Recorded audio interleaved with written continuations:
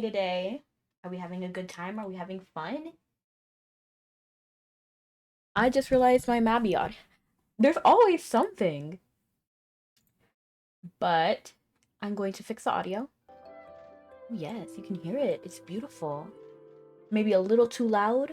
No, wait, it's okay. I think I'm the one that's loud, actually. But it's all right. It reminds me of that Melanie Martinez song. Strawberry Shortcake. Oh, shoot, I didn't even turn on my model. Hold on. This is embarrassing. Okay, so today we are going to do a flame. So this quest is called A Flame of Burning Cold. And so we already talked to Laurire last time. We gotta talk to Duncan now in Tircanel. So let's head over there. Oh my goodness, I click all the wrong things. So Tircanel. That scared me. You scared me. Let me open up Twitch and see who that was. I would say Blood Mist Hunter though. Oh, slay. Hello, Hunter, and hello, Sir Alphonse. You guys came in quick. You're no longer in ads. I don't know how you guys got that quick, honestly. And did you only get like one ad or something? Because that's even fast finishing ads. But hello. And you beat the bot. How? That is crazy. I was here before the bot. I had 2 ads. Oh, I see. Well, thank you so much for coming in. I am actually gonna lower Mabby. It's a little loud for me. I do not have any ads yet. Okay. Count your blessings. Okay, so there's a few things I did. So off camera, I got a lot of these... What is it? Green plum tea. Whose voice? Is that Duncan? Ah, good to see you. He greets you with a warm smile. Now, perhaps... But thank you so much for coming in, Sir Alphonse and the Hunter. Now, perhaps these old eyes deceive me, but might I have caught you in one of your less busy moments? Whenever I see you running to and fro, my heart swells with pride to see you so involved, but I sometimes feel a twinge of guilt that anything I might ask of you just adds one more burden to that lot. I can still remember the day you first showed up in Tircanel, dressed like you rolled out of bed and gripping your weapon with all the finesse of a sledgehammer. Maybe that's why I feel a bit nostalgia when I see how far you've come. Aw. I appreciate it, Sir Alphonse. I'm hoping that today we can finish Glenburna. And thank you so much for the cupcake. I enjoy cupcakes. I really want to get to Glenburna today. I want to try it. But I don't know how long this questline is. Perhaps it's all the ruckus that those strange deer we've had, but I've been recalling those times even more often lately. Nothing you need to concern yourself with. Just an old man thinking of days gone by. I am kind of concerned because whatever her name is it Celiach? Kaliach? Kaliach? Anyway, whatever her name is, she has like the power to do something regarding time, right? Like she burns the firewoods of the past. You have a way of showing up when there's some threat or problem to be dealt with, and I suppose I tend to think of you that way, even when you simply show up to say hello, ask if anything else is going on. Duncan slowly shakes his head in response to your question. Nothing of note has happened since the incident with the children and the deer. Though when you ask like that, I don't know whether to find that reassuring or foreboding. Winter's cold has visited us much earlier this year, and we've heard word going around that those strange deer originally came from the north. That's left Tircanel quieter than usual recently. Not that a few uneventful days are unwelcome. You're always willing to let me ramble away on these tangents. I think perhaps you indulge me too much. But come, I can see you have something on your mind. Speak up. If there's anything I can help with, I'd be glad to. Glad to. Ask if he knows a frozen flame. Duncan's brow furrows in contemplative expectation as he invites you to speak. I told you that the old legends surrounding Kaliach, right? The tales say that the flames she enkindles are as cold as winter's night.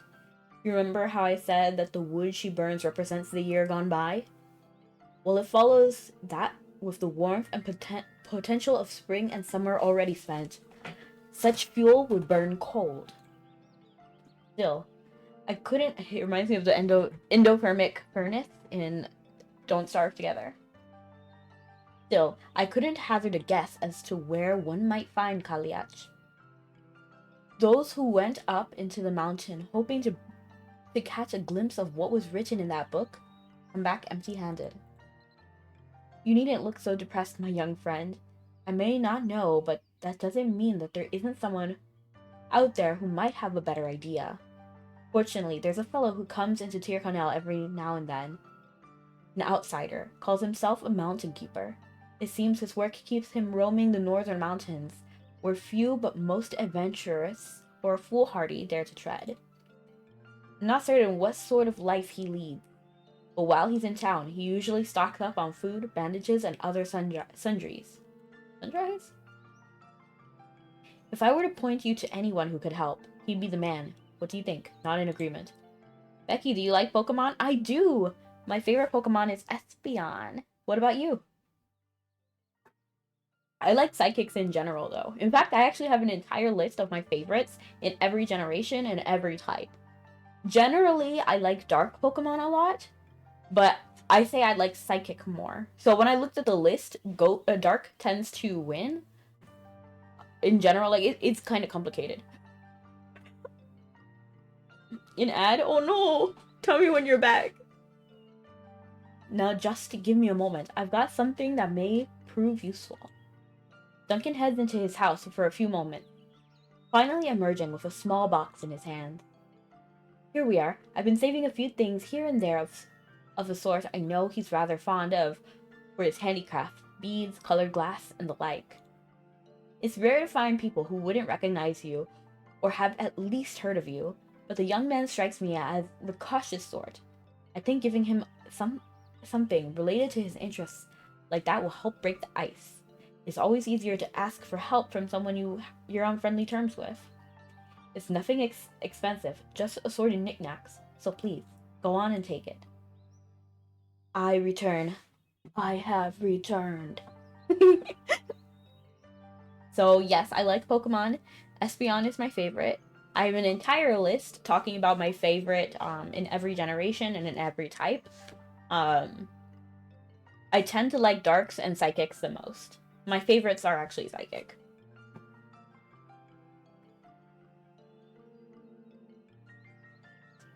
What about you? The box contains smooth glass shards in a variety of colors, small silver gems, rounded pebbles, beads, and a variety of other items. Nora told me that after he helped her out with something, she gave him a few materials like these, and he seemed quite happy to have them. Is Chandelure your favorite Gen V? Gen 5? Hold on. Let me actually pull up my list.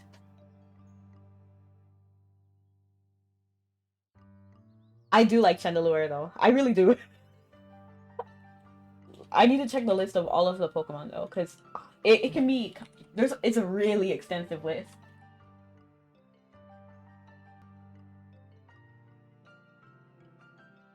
So let me see. Gen 5. Chandelure is my favorite fire.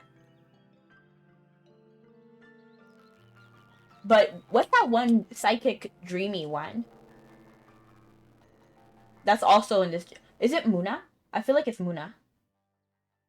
Pretend. I love Pokemon. I usually do monotype team whenever I play Pokemon. That is tough. Pretend I'm a gym leader type 2 thing.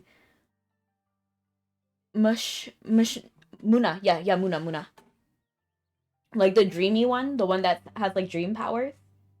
I like it. I think it's very pretty.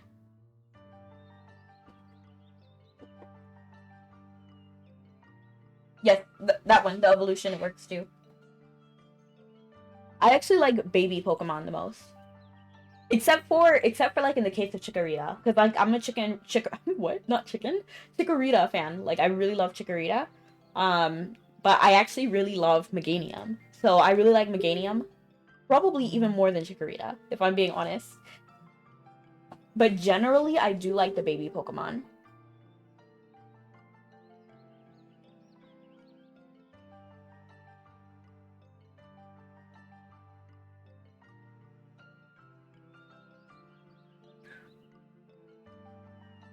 I hope he'll like my little collection as much as he did Nora's, except the box. A few of the small orbs in the box he received from Duncan clink against each other with pleasing clatter of polished stones and glass. Last time I saw him, he said he was roaming in the inn for a few days. Rooming in the inn, my bad. Go check there and see if you can find him. Chikorita is the most disliked starter I can think of. Are you serious? Chikorita is beautiful. Chikorita is love. Chikorita is life. Let me send you the one we're working on. Definitely a bean. You're working on? I don't know what you mean. What do you mean you're working on? But yeah, I'm definitely down to see.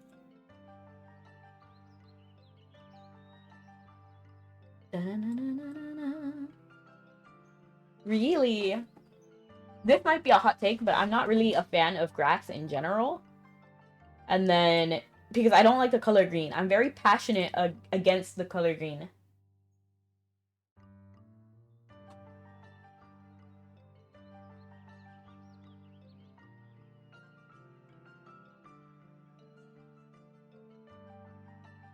I'm actually liking this music.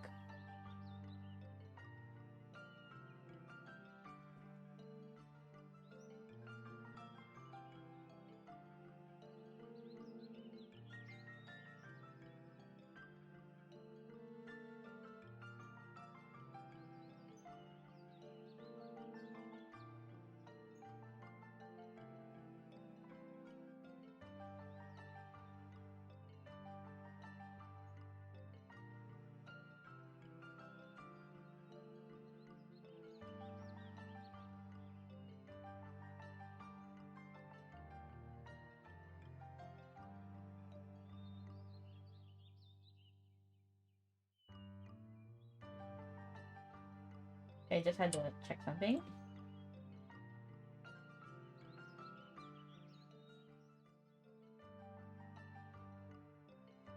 What do you have against green? Green is just not a pretty color. Like, let's be real. Bunch of Pokemon made from scratch. Oh, nice. I have a fan Pokemon, actually, as well. So let me, hold on. Let me pull this up. I hope that you'll find the information you seek. But whatever may come. Oops. Oh, no! It tabbed out, so I couldn't read it. As Duncan directed, head to the inn and speak with Nora.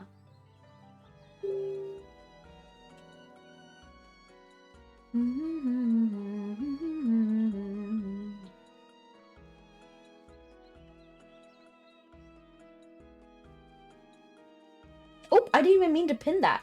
What is going on? Unpin this message.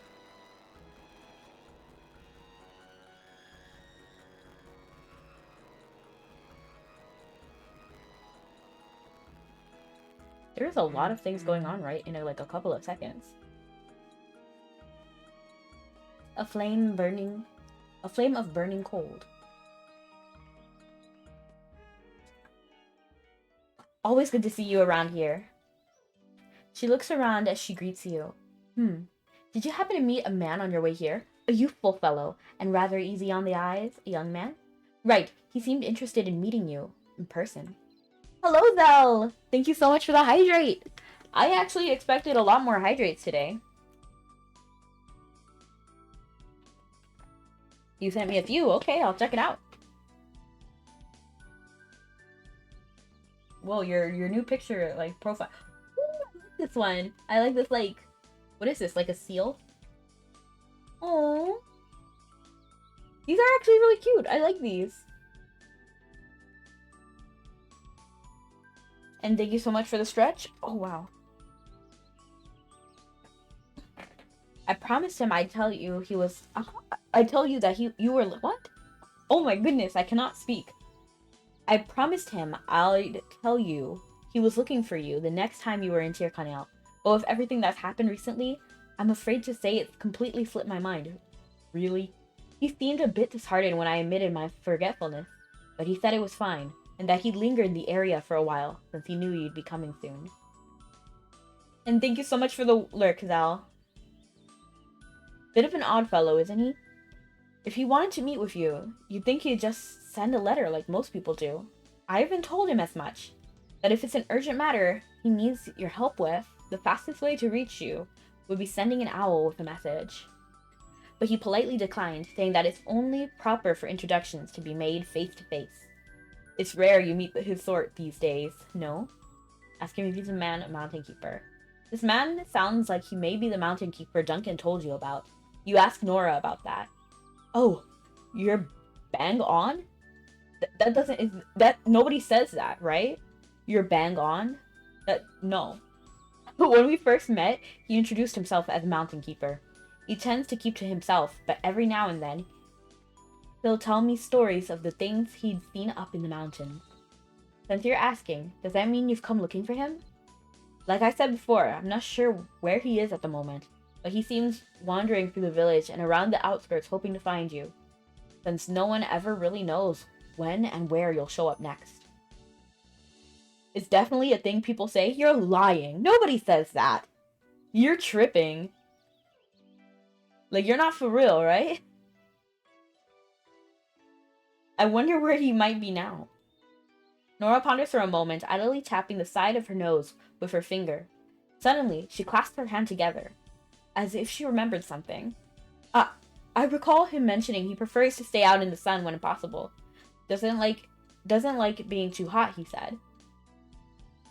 You don't need an almanac to know the weather in Tirconel has been downright freezing lately.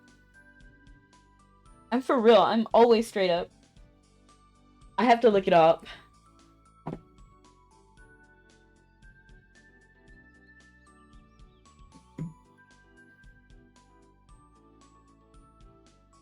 British English informal, to talk continuously about something in a boring way.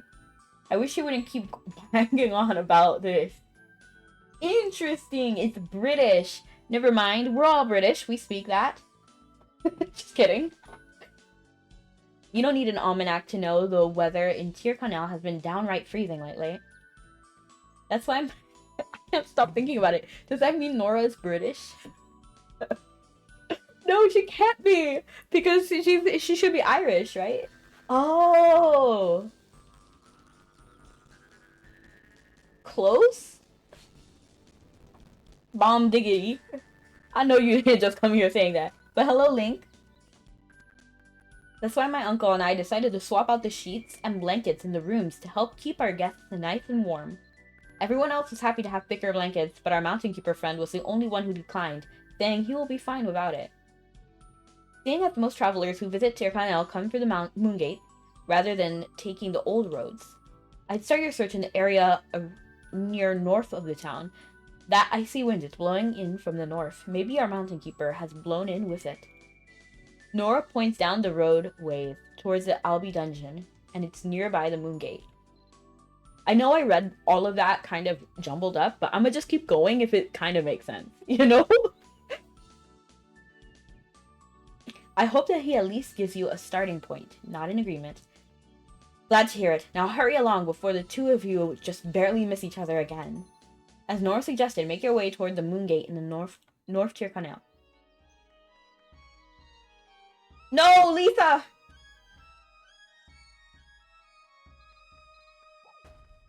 I keep forgetting that I actually have flight. Like, I still have the flight coupon, so I can still use that.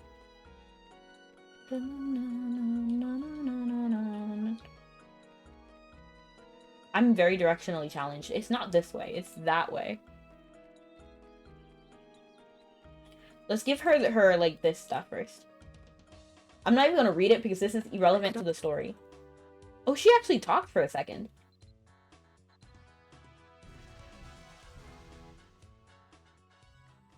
So now let's go up here and then look for this guy. But I bet I can just search for him, right? Like he should just be here, right?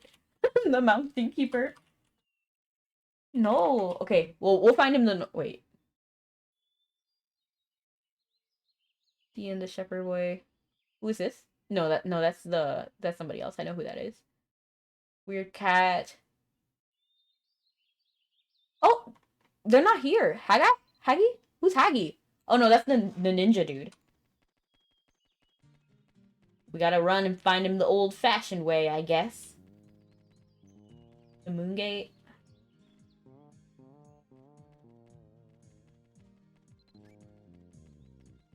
Is it? I don't think he'd be like over here, but maybe he might.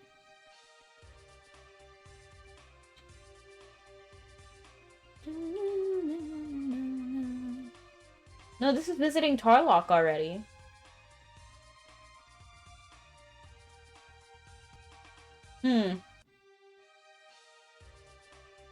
Yeah, this is Tarlock's area.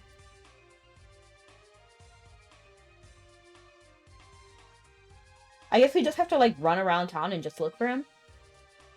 If the NPC feature doesn't work, then I don't know what to do there. Yeah, nobody's here.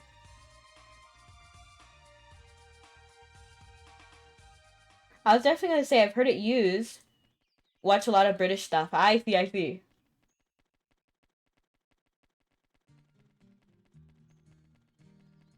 I watch some British stuff, but I've never heard of banging on before being a term. Especially in Mabby. Like, that is just wild.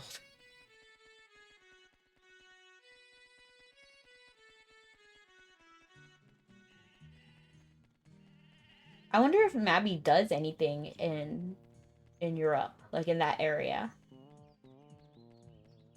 Also, wait, I don't think this is right. I think we need to be closer to the moon gate, at least on this side.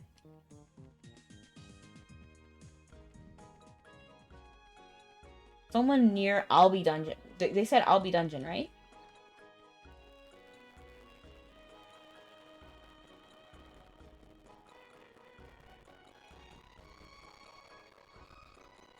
Oh my gosh, I'm running into all these wrong things.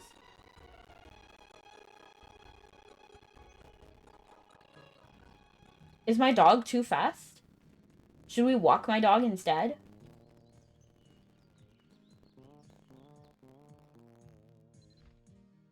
Wrong thing. Skills. Let's walk my dog instead. Oh, what? That didn't work. It didn't work. You guys, I clicked it and it didn't work. You cheated, Cinderella.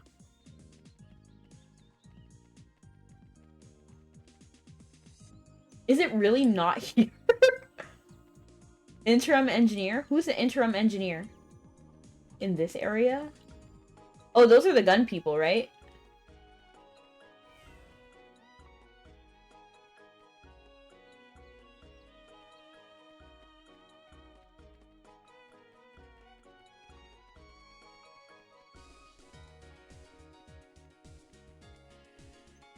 Yeah, the gun people.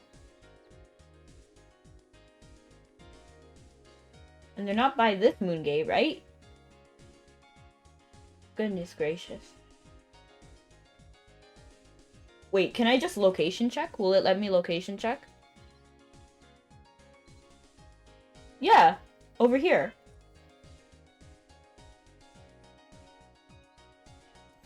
Let's fly, Cinderella. Yeah, we're actually been pretty invested in making this stuff. Nice! Is it like a whole, like, game project or just, How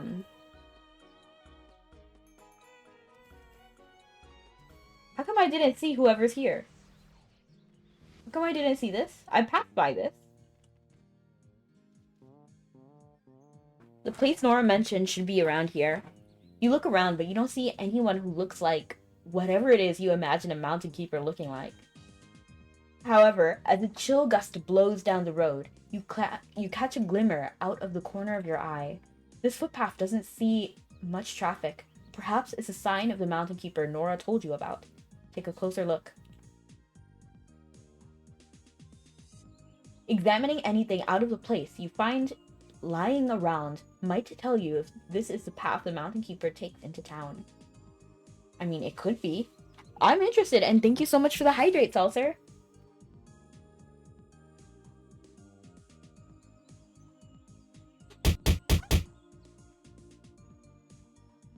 You attacked me. How could you? Just kidding. Thank you.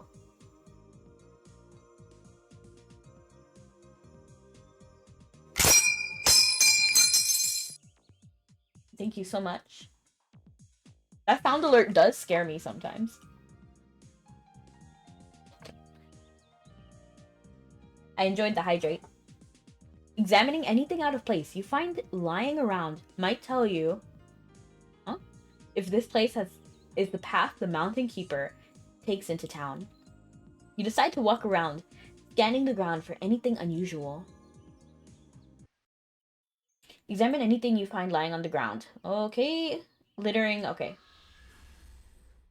Some handicraft that appears only partially completed rests neatly on the spread cloth, surrounded by colorful and eye-catching bits and bobs.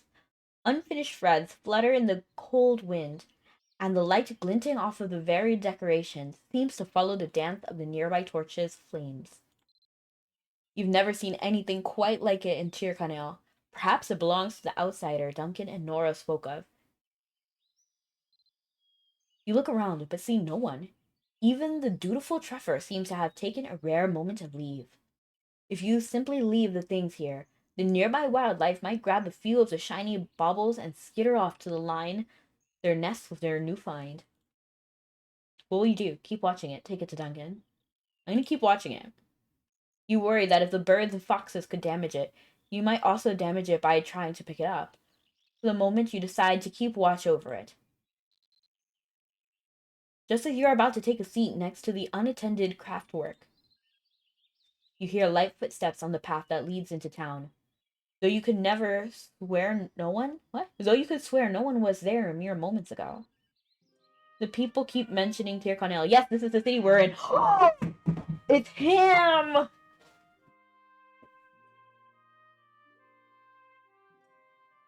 A lean and reticulate? What? I don't even know what that word is. Stands before you. His hair is the color of unripened wheat, done up in a half-hearted braid that spills over his shoulder. With eyes of pale and mossy green, he quietly scans his surroundings. A small lantern dangles loosely from his belt, the sun glinting off in his thick glass panes. Where are the glasses? I didn't even see them. The man turns from the dirt road and dawns nearer, looking you over. Rate the first person I see? You want me to rate this man?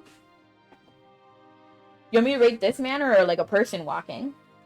He is the owner, isn't he? Ask if the materials belong to him. Yes, those are mine. Though I don't suppose you have any reason to take me at my word. This man, okay, I really like him. He's very attractive. But I got to admit, his 3D model does not do as much justice as his 2D. Okay, so like, I feel like his 3D model, his eyes are like squinted, if that makes sense. Like, it looks like they seem odd, but he looks very nice on the side over here. I do like his general style. It's not like too terrible, like it's not too asymmetrical. Like, there is some asymmetry going on with the collar, but that is totally fine. I just feel like his eyes on his 3D model don't really like look right, if that makes sense. Though I don't suppose you have any reason to take me at my word. So let me present some more compelling proof. I wish he covered his other shoulder, but I do like the bottom. The young man loosens the clasp of the leather satchel on his belt, removing a few small knickknacks. He just drops them on the floor just so I can prove it. This man's dramatic. Here, look at this little orb. I made it myself, so it should at least bear a respectable resemblance to the others there, despite none being perfectly alike. Oh, actually, it just occurred to me that if you harbor serious doubts about this, we could always consult an alchemist to verify the material composition is a close match. This man is way too serious about his baubles. Like, it's literally not that serious. But fundamentally speaking, the man continues, his eyes darting around to the nearby environs. Who in their right mind would tell a complete stranger that a pile of nearly worthless materials was theirs? Especially in dangerous times like these. Safer to just let them walk off with a lot of it. Especially considering what happened here recently. Has that enough to convince you that those are mine, I hope? I am convinced. I could use a little more convincing. I am convinced. I didn't really care that much. They're near worthless, like he was saying. You doubt that anyone who wasn't the rightful owner of this assemblage of parts would have launched into a multi-prolonged argument to convince you of their ownership. Exactly. It's literally not that serious, my guy. You tell the man that you accept that he is the owner. You do? Are you sure that was enough to satisfy your doubts? My guy just wanted to talk. I feel bad now. I should have said I have doubts, just so that he could talk some more. Well, if you say so, I'm not gonna gainsay a point in my favor. I don't even know what that is. Gainsay? Now, if you don't mind, I have a few questions for you. Questions?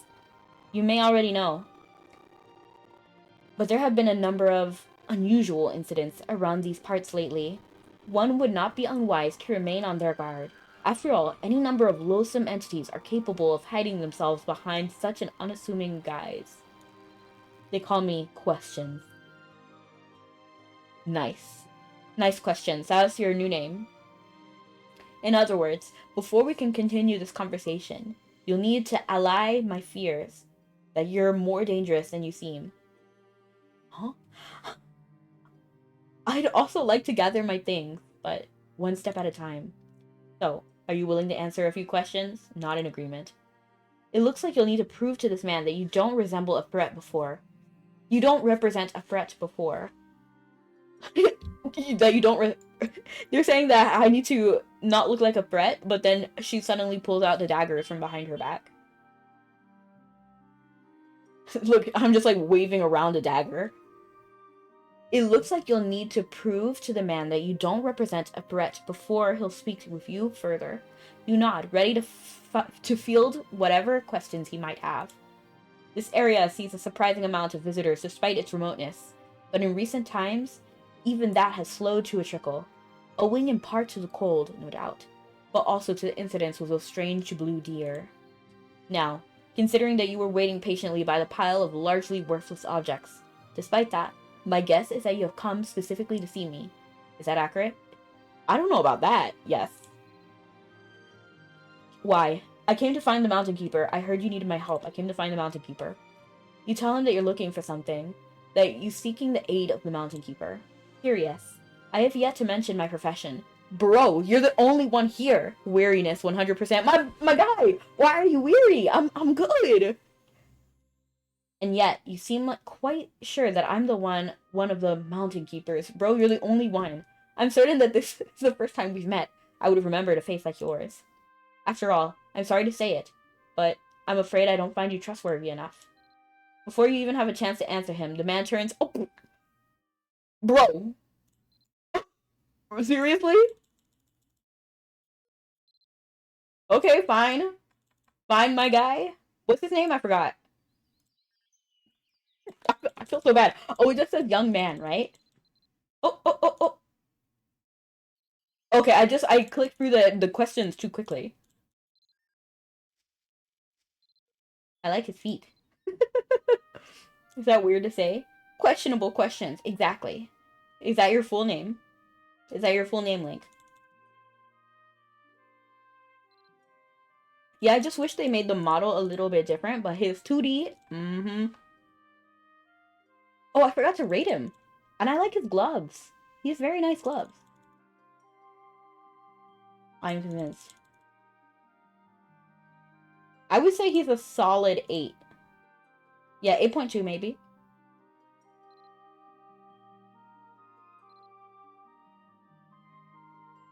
Is that accurate? What? Yes. Oh, that's the wrong answer! Oh, I didn't just realize he was weary enough before. Why? I heard you needed my help. You say that since you were told that the person looking for you is known to come here, you figured that he must be the person? Oh, I see. So you spoke with Nora then. I did have a chat with her before, and I believe I mentioned that I'd be more comfortable waiting for you to happen along than request a meeting directly. I suppose that means you really did come from Tirkanel, or near enough. I am indeed the Mountain Keeper you seek. I still have my doubts, but based on our conversation, I can feel I can at least make a small request of you. Would you step back for a moment? I'd like to retrieve my belongings. Okay? You wouldn't mind keeping a bit of distance, okay? Sure. How far do you want me to go? Oh! You want me to stand over here directly? You're still a bit close for comfort. That's fine. A bit further if you would. Okay, that should be far enough. When you open enough distance between yourself and the pile of things lying on the cloth, the Mountain Keeper approaches the incomplete mobile and bends down to gather the parts. With each deft movement of his hands, the Mountain Keeper plucks the glimmer baubles and ornaments from the ground, and the pile quickly disappears into the morning dew. Like morning dew. Frankly, I was a bit bewildered that someone as famous as yourself would fall for this simple of a ruse. That's why I had my doubts as to whether you were truly her. What ruse? Remain silent. I'm gonna say what ruse, because, what? People talk about you, you know. They say you're a genuine article, a true rarity in these times. Someone who's willing to lend a helping hand to those in need, no matter their wealth or rank or status. This is just what I've overheard, though, so perhaps I didn't have the full context. Anyway, it occurred to me that if I choose a unique enough item to lose, it might improve my odds of meeting you. Really? At any rate, I apologize for playing on your good-hearted nature, but I figured it would be less bothersome than having a stranger simply request to meet you out of the blue. This way, I could choose the time and location without having to work it out with you in advance. Honey, that is way too much work. Do not listen to this man. It is easier. It is easier just to talk to the person that you want to talk to. It's literally easier. You don't need to, set up a little situation for it to happen. This way, I could just... Okay. Since we'd never met, and I was the one who had a request to make, I figured it was best to be mindful about the approach I took. I see. I guess because he did try to actually talk to Nora first, and then get him to tell me, and then that failed because Nora forgot he had to take matters into his own hands. So I guess that does make sense now that I'm thinking about it, but still, this is a lot of work. As for the little interrogation, I heard you'd help those children who had been rendered unconscious by that strange deer, but well, I didn't see it with my own two eyes. That's why I wanted to confirm for myself what sort of person you are. I wanted to see whether you'd question me because I was a stranger who showed up where the incidents first occurred, and of course I wanted to assess whether you yourself had nothing to do with it. Basic precautions like that. However, the Mountain Keeper continues to stare at you while looking at his pocket, okay? His weariness shows in his expression. As he casts a sidelong glance at the road leading into town, you wonder whether he'll simply turn and bolt. Just then, you recall that you received something that might prove helpful in easing the tension. Now, what was it? I only have this. You offer him the box of gleaming miscellany that you received from Duncan. Oh, well, would you look at that? You think you see a hint of sparkle in the Mountain Keeper's eyes as his gaze falls squarely on the box in your hands. I brought something for you. You mean to entice me into a conversation? Ah, I suppose the townspeople gave you that bit of advice as well. In that case, to doubt you further would be discourtesy to them.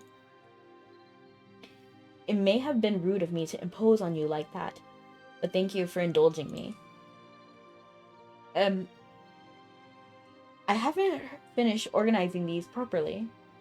Could you wait a bit and speak with me then? The knots are in a delicate state right now. It'd be all too easy to follow them up and have to start retying them from scratch. I won't run away. You can approach me. She kind of speed walking. She's like, I really need to get a good look at you. Objectives of a naive wit. You hand the box of glimmering miscellany to the man. He's tall. Well, I guess what is this? Is he like 18? Like, why is he so tall? How old is? I can't view someone else's info. I was trying to see what his info was, but he's very tall. I literally, my hair goes up to his belt. Like, that's ridiculous. The miscellaneous beads and other ornaments jangle around in his satchel, his hands fiddling with the partially completed handicraft. Even as his fingers carefully brush the tips of the fluttering threads, the light sparkles and glints of many and various ornaments as the mountain keeper dexterously ties each of them knot by careful knot. The mountain keeper finally speaks as though just now noticing you watching him. It's immobile, or will be anyway. I saw that earlier in the description. It's at the stage where I'm not sure whether I'd say I'm making it or fixing it. But either way, once I'm done, it will be a proper mobile. My fellow mountain keepers all know how to make these, and frequently carry them. They serve as sort of an identifying signature, telling who we are and where we're from.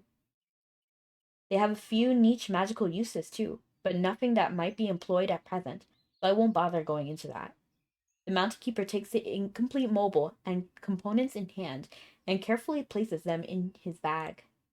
I appreciate your patience. I wasn't just puttering around. While I put my things away, I was considering what we ought to speak of first. It wasn't much time to mull over, but enough to decide where to begin. That is, I think a proper introduction is finally in order. Your name may be known in every corner of the land, but I'm certainly no one of particular importance. My name is... Bro, you can't hit me with this name! Who can say this? Who can say that? Hello, Peru! I'm a mountain keeper, and my duties include guiding those who are injured or lose their way in the mountains. How do you say this man's name?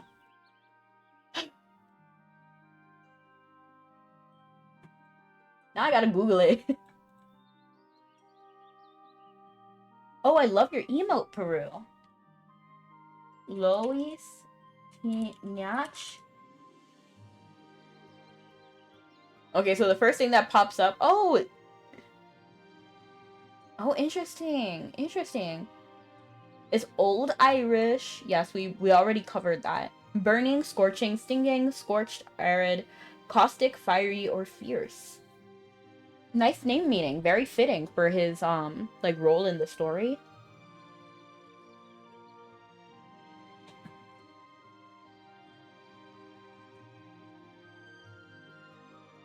That is quite a name, right? I have to like figure out how to pronounce this. Or should I just call him Lewis because it looks like Lewis? Hold on, hold on. No way! Did you guys hear that? Let me mute Mabby so you can hear that. There is no way I'm gonna be able to say that.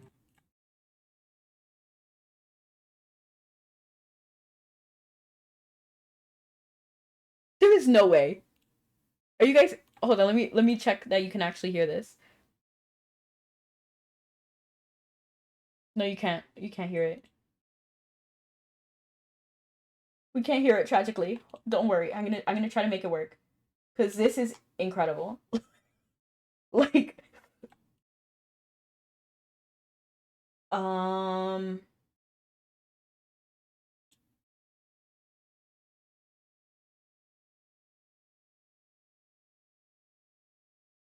I love that game. You love it? I love it too. I don't know how to say your name, but hello, nice to see you.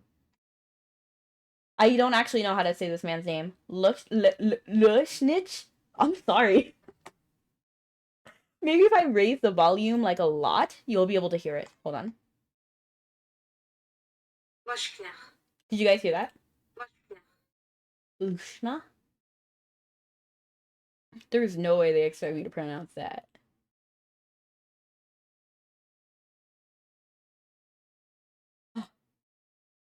Lu- Lushna? Okay. My dog is trying to bite me. Oh no! I hope your dog calms down. My name is. Let's call him. What? Lush? Let's just call him Lush. Lush. Lush! Let's call him Lush! My name is Lush. I'm a mountain keeper, and my duties include guiding those who are injured or lose their way in the mountains. Let me turn on the Mabby music again. You know, that was my nickname, Lush. Due to the nature of my occupation, I seldom come into the lowlands without good cause. Because of that, I'm certain our paths have never crossed, despite the wide circle of friends and acquaintances you surely have. Mabby? Mabinogi? What is your nickname? What was your nickname? That being the usual way of things, my presence here should speak of itself. There's been some trouble in the mountains. I'm presently staying in Tirkanel while I look for someone who might be able to help. Lush nush. The world may never know, Sir Alphonse. I've met with several people already. Do you play Fortnite? No, I do not. I've met with several people already, though it has proven difficult to find someone who possesses all of the qualities I consider necessary. Having heard from some of them of the many challenges you've overcome, I decided to reach out to you. What qualities? The world is on fire. Yes, it's my puppet. It's my support puppet. And why? Fortnite is just not a game that interests me. I do play Pow World, which is kind of similar with Mabby, not Mabby, but Pokemon and Fortnite. But I play Pow World on Mondays, maybe Sunday, but I know, no. Alright, to me, these sort of requirements go without saying, but they've been harder to find than I expected among the lowlanders. Mountain trails are rocky and uneven, so I need someone capable of navigating the terrain well enough to keep pace with me. In addition, they need to be skilled in some art of defense, as there have been several dangerous afoot things lately. Beyond that, there is some ways a personal matter as it concerns my livelihood, so I was hoping to find someone trustworthy. Someone not inclined to gossip. As it turns out, there are fewer people than I'd expect who possess all these qualities. Well, I fly, so I don't really have to navigate terrain, but sure, let's go. I can fly, I'm trustworthy, and what was the other thing he was saying?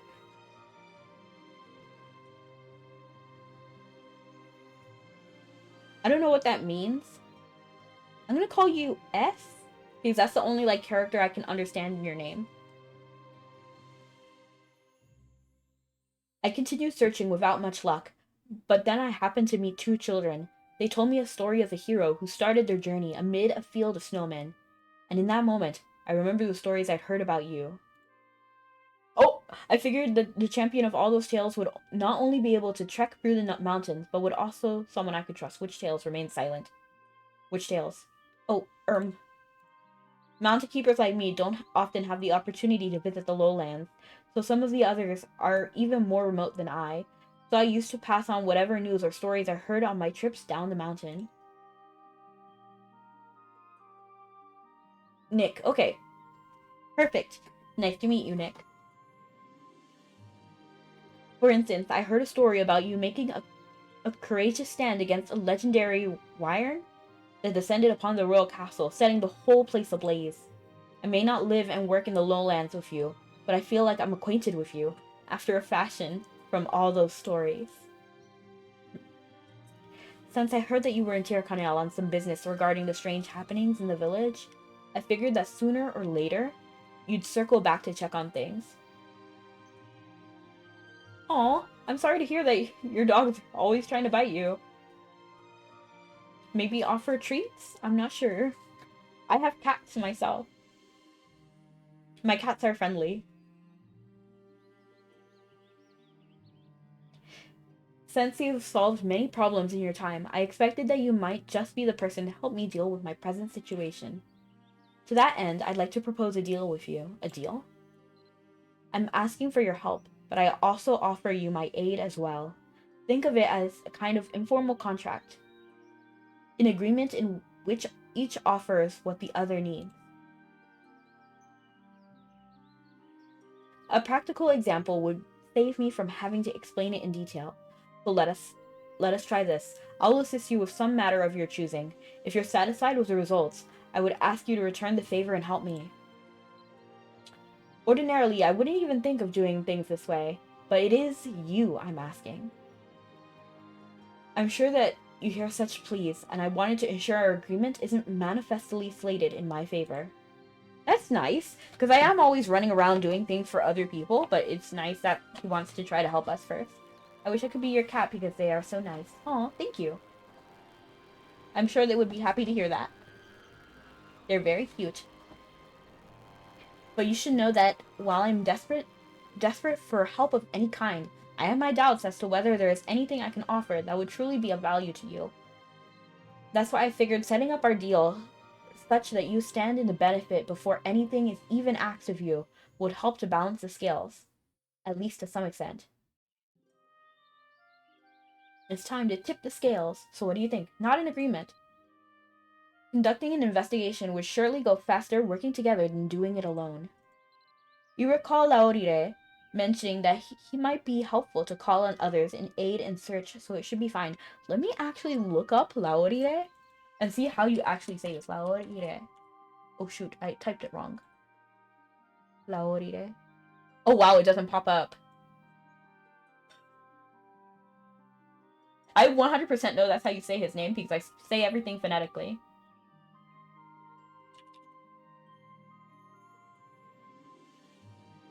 Oh shoot. There is no way that's how to say that name. No way. Okay, this one. Leira?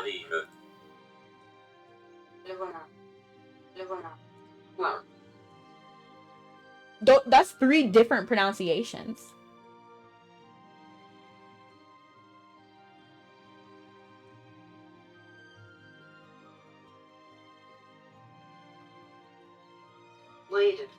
Later? Okay. I can sneak out my window. That is pretty scary.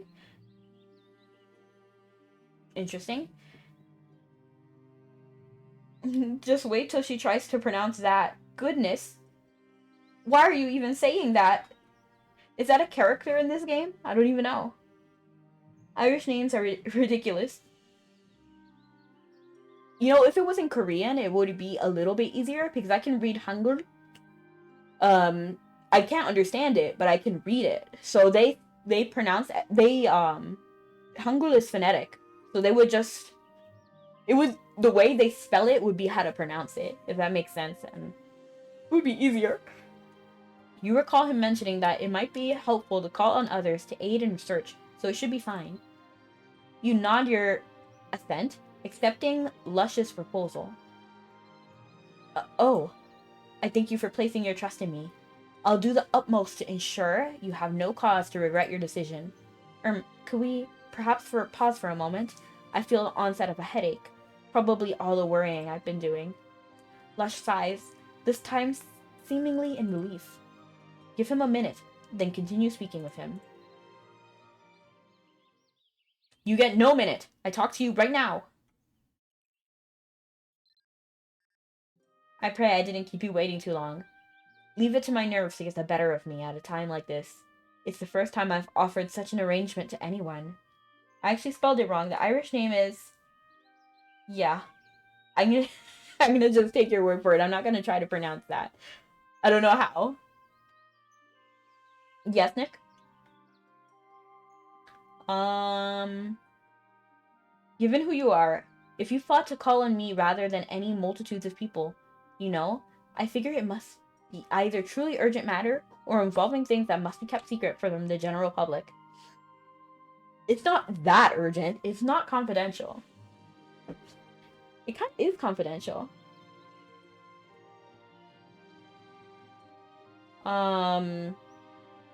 It's not that urgent. It is urgent. It is urgent and confidential. It is very urgent. So it's not as confidential. You tell him that the matter isn't a confidential one, and in fact, you've already spoken about it with Duncan. I see. I was worried, but that's a relief to know. So, what is it, then, that brings you to me? I'm looking for a cold flame. A cold flame? It is fine if it just burns cold. Something that burns, but is cold? It will probably be in a frozen state. He closes his eyes, seeming to organize his thoughts as his finger taps on the thick glass panes of his lantern. What lantern? Oh, that lantern! Looks like a lantern for Tinkerbell. The lantern's faint light sways gently, giving expression to the rhythm of his thoughts. After a few moments of contemplation, he opens his eyes, seeming to have collected his thoughts. Honestly, had anyone else approached me with a task like this, I might have just told him to try their luck elsewhere. You forget pizza? Tragic. I love pizza.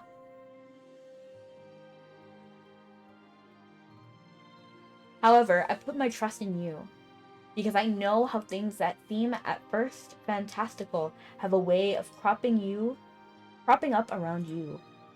As this unknown substance you seek is either cold or frozen outright, it's best to begin our search would be shit.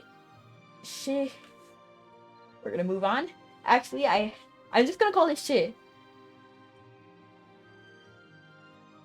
I heard that strange deer seem to be heading that way. Actually, I heard that strange deer seemed to be heading the way as it escaped. So we should probably be on the lookout, lest we run into any trouble. The last of his words fade into the cold wind, as if he were alone and speaking to himself rather than talking to you.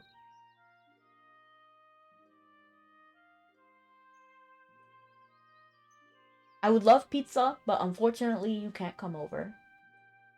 We should begin our search before some fickle wind blankets the ground there in fresh fallen snow. There's a method I often use when I'm searching for something or someone out in the mountains, not in agreement. You're no doubt aware that you can learn some things you want to know without having to talk to people or pay information brokers, yes? Sometimes all it takes is a little legwork and deductive reasoning. That's what we'll be looking for, clues in the environment. I'll keep an eye out for scratches on trees, faint tracks in the snow, and things of that sort. But something a bit more elementary would be looking for anything that may have been left behind by people. I say that reading signs is a good example of this. Those who visit the mountains often feel the need to leave some sort of record behind, especially when they discover something novel or fascinating. For instance, you might find some moss-covered signboard saying, "Clearest lake I've ever seen, straight ahead," or perhaps something like, "No one ever reached this high, eh?" And of course the ever-popular, "So and so from Dunbarton was here," scrawled on the date with their monumentous hike. LOL. I'm not sure how old you are, Nick, but you do need to talk with parents if you want to go somewhere. But I'm sure it should be fine if you want to go to a friend's house. Unless you're an adult, like me, then you can just go. Then, yeah, totally, go ahead. If you're 20.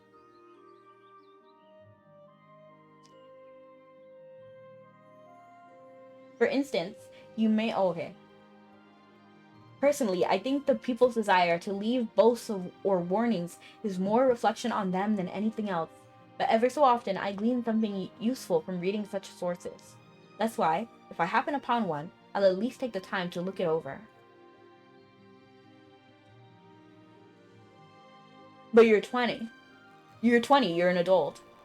So you can go. You know, you're an adult.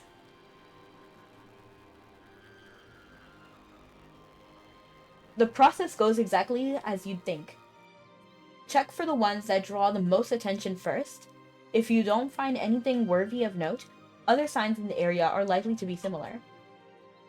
Another thing is always beneficial to do is to look at any structures or objects that seem to be representative of an era. It is not so difficult from reading signs, really.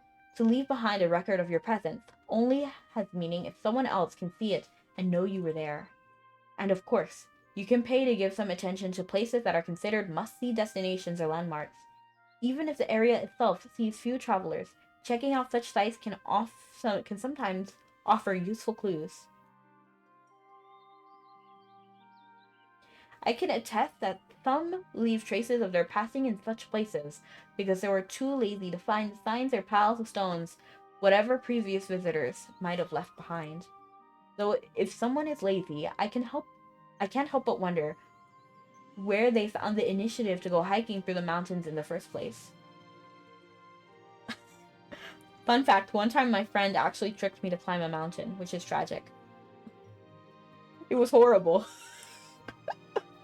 I'm not a very athletic person. I am very, like, hikikomori. You know, like, very stay at home.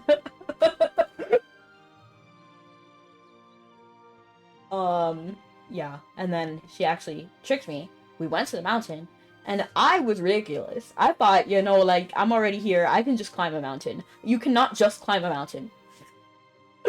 I felt ridiculous at the end of that. Though if someone is that lazy, I can't help but wonder where they found the initiative to go hiking through the mountains in the first place. Anyway, did you follow all that? What do you think? Makes sense to me. Run that by me one more time. There is no way I'm gonna ask him to run that by me again. That was a lot of reading. It seems like a sensible enough plan, and Lush has no doubt found many things in the mountains. He smiles at you when you tell him it sounds good to you. Then it seems we're all set. I don't always advise splitting up, but in this case, we can cover more ground that way. I'll search the northern reaches of Shi and leave the southern area to you. I think the northernmost areas might be difficult to investigate thoroughly with just the methods I outlined to you, which is why I focus my own efforts there. He kind of reminds me of Llewellyn, like really speaks very well, and then very like difficult language.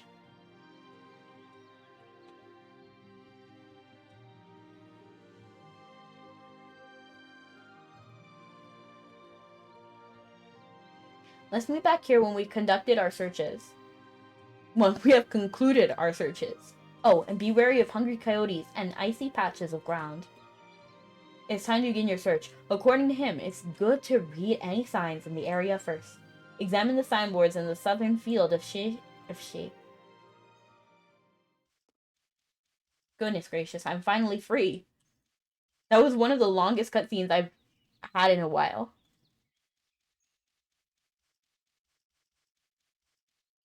And then one where I had to like purely read it. There's no way around that. Okay, so definitely the quest marker is up here, so we're just gonna assume it's up here. Do they want us to read these signs right here?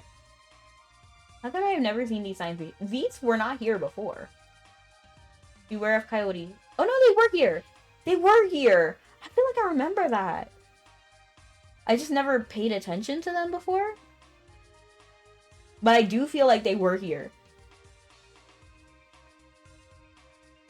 Did you look closely? Did you really? Did you risk your life to catch a glimpse? An ancient druid's last will rebuking his disciples for their foolishness. As he advised, you read the signs. Did you look closely? Did you really?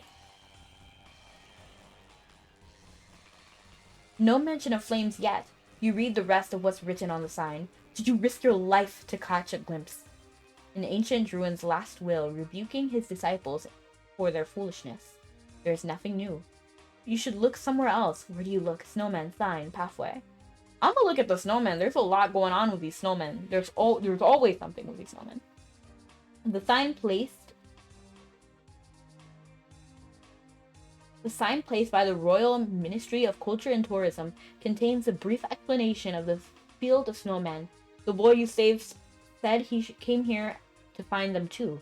Perhaps you should give this landmark a fresh look as well.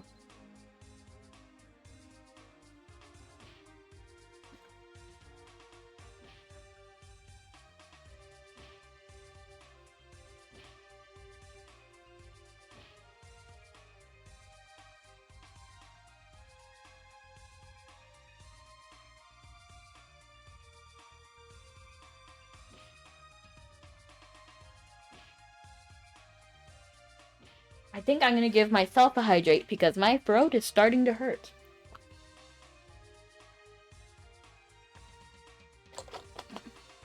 Oh, there.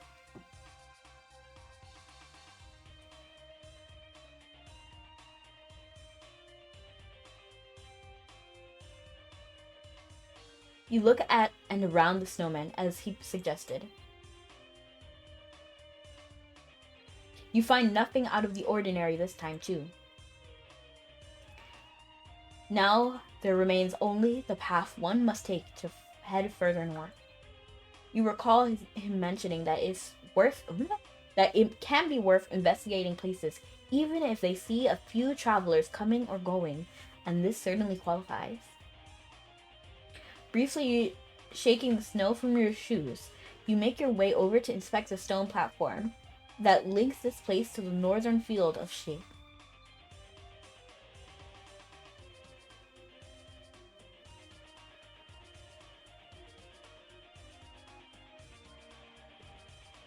As he suggested, you inspect the strange structure.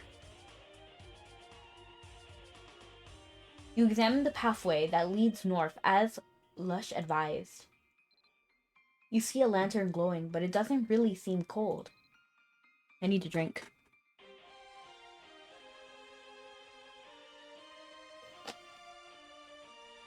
You looked at everything noteworthy in the area and can confidently say that there aren't any clues related to the cold flame he mentioned to you.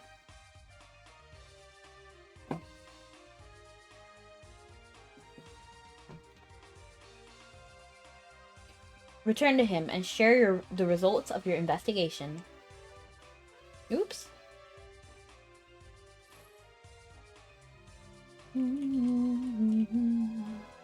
Okay, here's the next one. A tranquil...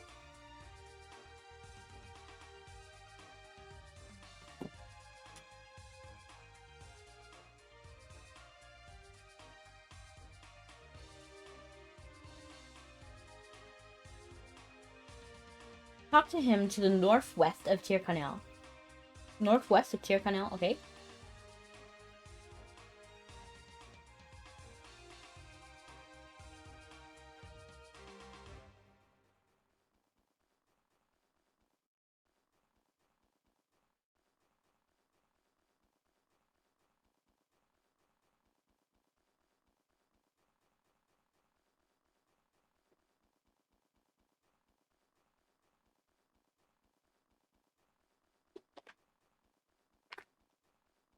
Wow, the music just stopped.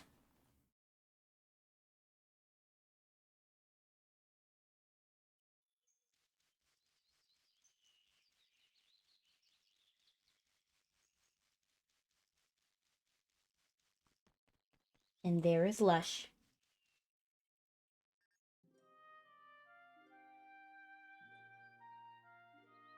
I'm glad to see you've returned. Did you find anything of note to the south? Say you found nothing. I see. Not that I was expecting much, though.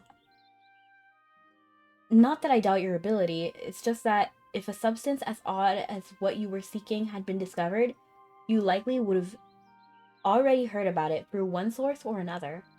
That's why I didn't bother asking if you'd asked around to your canal. If anyone there knew of anything like that, they would have told you already. However, if what you are looking for came into being only recently, it's possible no one had ever found or verified it. That's why I figured we should at least investigate this area. As for my own results, I wish I could tell you that I found something interesting, but my search of Shi's northern reaches didn't turn up much.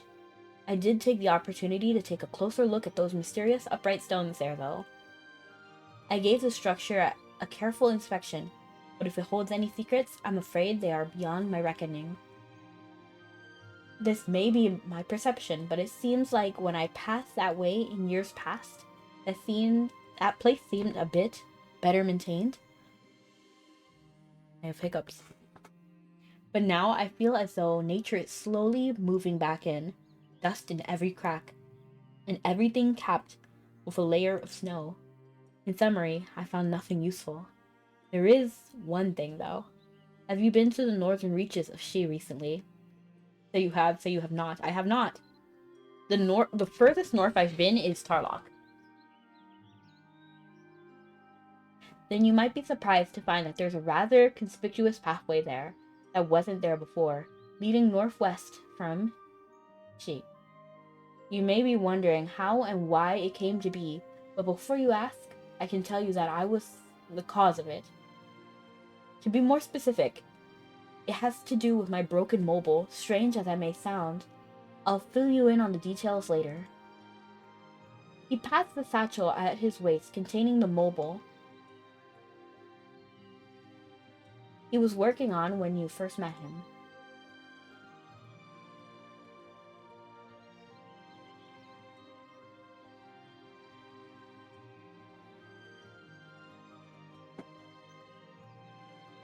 Now to get back to the flame you were searching for.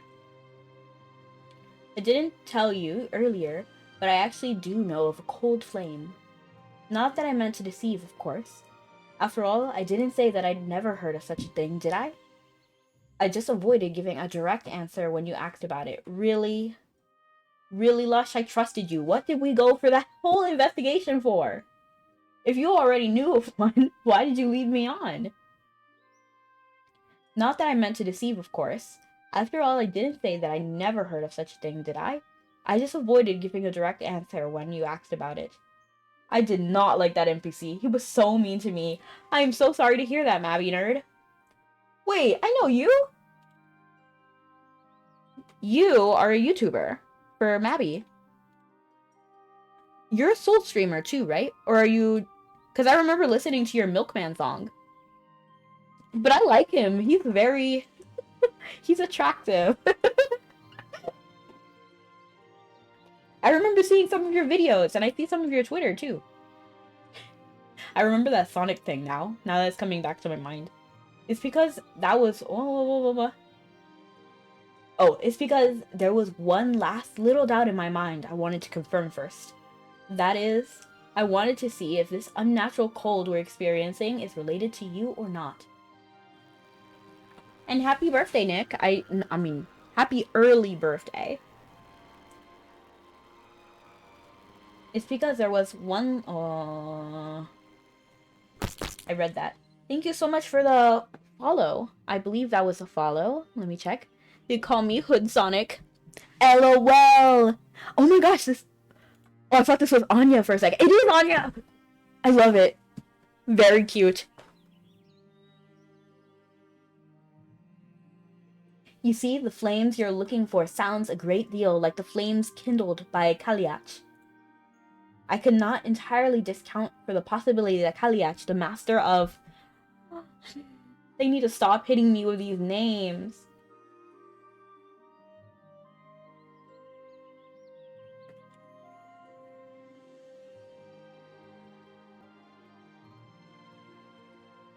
The master of... that attacked both me and the people of the lowlands somehow stole your appearance and in such guise appeared before me.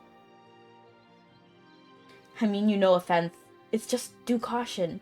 Normal folk like me can't simply rest easy until we've verified the truth of things before our own eyes. Just think of it as an extra step taken to ensure our survival. The mountains can be a treacherous place, more so than these are not in agreement. Stay silent, not in agreement. Lush's lips curl in a faint smile at your nod. Thank you for being so understanding. He's no Laurire, but, you know, I like him. I like him so far.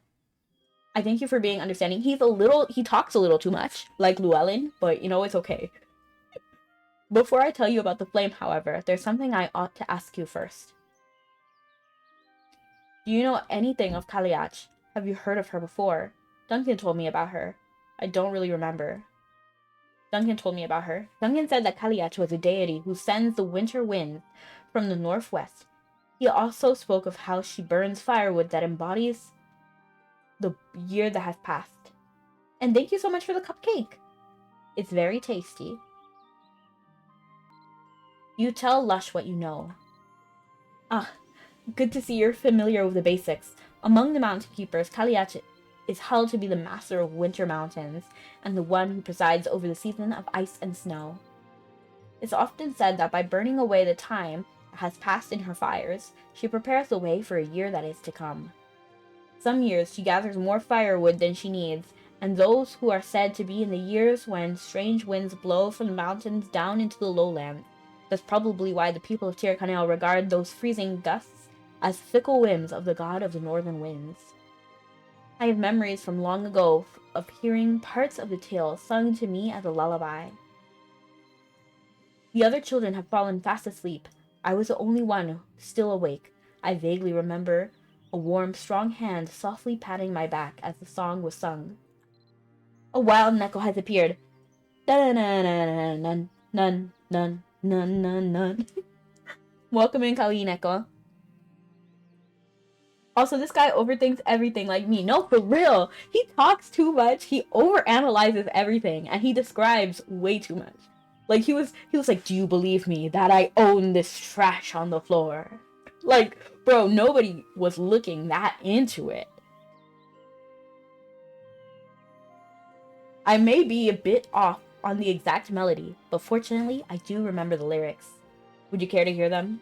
They may contain some hidden secret or useful information we've overlooked, not in agreement.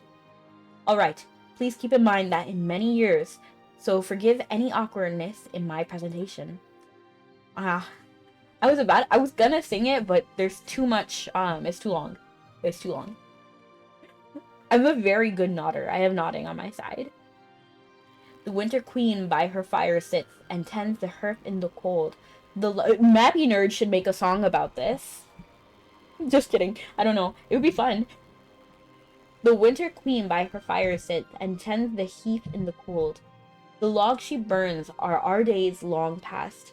The time the half grown old, sunrise to sunset, day into night, the light is swiftly dying. In ashen ember flame burns cool, a winter chill abiding.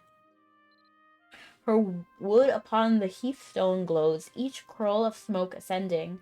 Old times since spent, renewed again, return to flow unending. Autumn to winter, day into night, the wind outside is howling, as flurries flit from northern peaks. By fate, light I go wandering. The Winter Queen extends her hand the storms and snow to rally. She guides each little downy flake to blanket hill and valley. Mist under moonlight, day into night, a fog with silver lining. Beneath a veil of cloud and snow, the slumbering things are hiding. Now close your eyes and sleep, my dear. Wet not the pillow with your tears. The winter night is long and dark, but I'll be here beside you. Your hand in my hand, night into day, the northern winds are singing. A journey born of winter's grief moves ever towards the spring. That's how it goes. How did he remember all of that, but not the melody?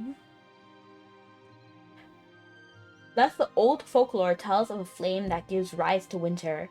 Would be noteworthy on its own, but this lullaby I remember from childhood, mentioning a fire that burns cool rather than hot, suggests that there's more than a mere myth to the story.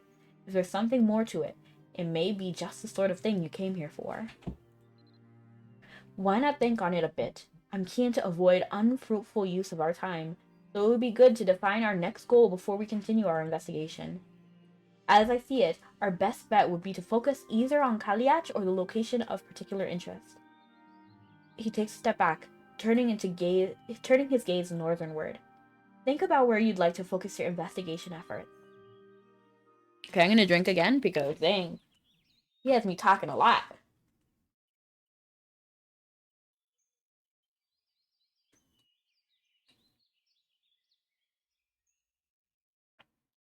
He is the opposite of me musically, though. I am lyrically challenged. I can remember the music, but not the words. If I like it, I'll remember both of it, like forever. But I'll forget anything that isn't like my style.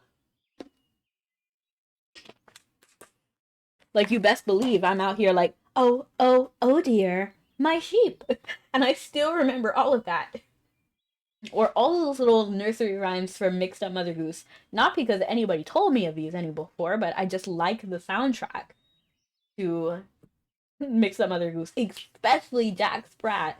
He was like, Jack Sprat could eat no fat, his wife could eat no lean. And so, between them both, they licked the platter clean. I need subtitles or karaoke style lyrics to sing along most of the time. Honestly, valid. I do not. Like, I will just, like, go in and I'll sing all the time. Unless I practice it like a school test.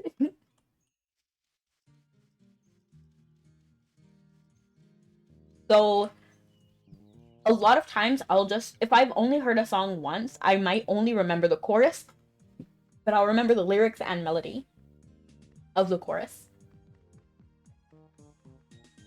Sometimes, for some reason, I remember, like, the deeper the harmony as well. But that's a really rare occasion. I just hear what other people don't hear, and then I'm more inclined to hear what people say deeper, like the deeper pitches. I know it's kind of weird, but you know, like if you know paladins, there was one story where I was playing a game with a friend, and then um, guy has a special where it like has a bomb, and then they were telling me like, why aren't you running away when you hear the and I was like, I didn't know that was something. Is that something we need to look out for? Because I've never heard that since I was playing. And then they're like, how did you never hear that sound? And I was like, I just never heard it. Like, I didn't know I was supposed to be looking for it. So they were like, that's Sky's special. And I was like, no, that's not how Sky's special goes. It goes bum, bum, bum. And then we had this argument about what it was. And then I'm not even joking. We were like, okay, let's do another match. Let's have Sky on the team. And then put the bomb. Like, put the bomb and then let's see what actually is there. And then what am I running to? What am I running to? Talk to him again? Bro, I ran all the way here for no reason. But now you can see my flight. If they'll let me do it. Okay. So,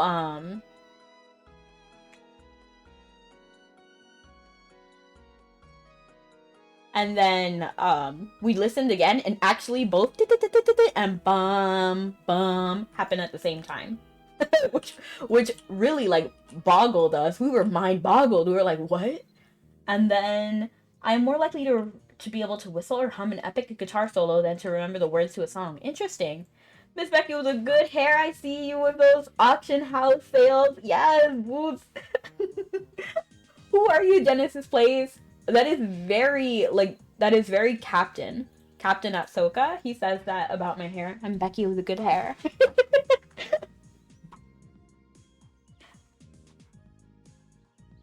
But nice to see you. Nice to see you.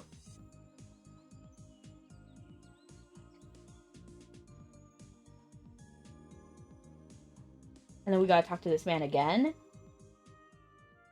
Several in the course of action already? That's a promising sign. Young people these days can be so indecisive. Bro, you're literally my age. What do you mean young people? You're young! Give them a simple choice, and they'll spend an hour pondering the merits of each option. I'm glad you seem to be more resolute sort. Sorry, Lush. I'm actually a very indecisive person. Now, what do you think we should turn our attention towards? Investigate Kaliach or another place? Why would we investigate another place when we have the source? Based on what you already learned, Kaliach's flame seems like the most promising lead. I am literally on the wall right now. Okay, I'm just...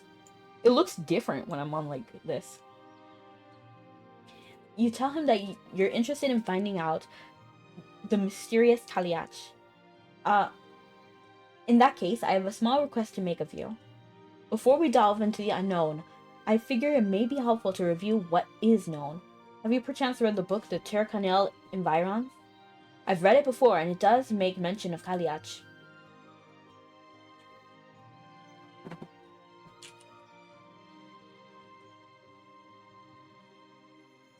But since it's all there in the book, I don't have to. You'll get the clearest picture reading it for yourself. Ah, right. There's no bookseller in Ticonel, so you have to travel to Dunbarton to get a copy. As a Malaysian, you probably have Some way to reach Dumbarton quickly, yes? Go there and inquire about the glasses girl with the glasses girl about a copy. Then read it through. Then that should prove a useful introduction. I'll be waiting here for your return, and while you're away, I'll prepare a few questions regarding Kaliach to make sure we're both on the same page. You needn't bring that book to show it to me. I know the book has information better. You needn't bring the book to show it to me. I know the book has the information better than you can commit it to memory and make the knowledge your own. I'll see you when you return then. I am not about to read a book. I know they want me to do that, but I'm not going to do that. Oh yeah, I'm not going to do that. I'm just going to skim through it. There is no way I'm reading an entire book. With no pictures?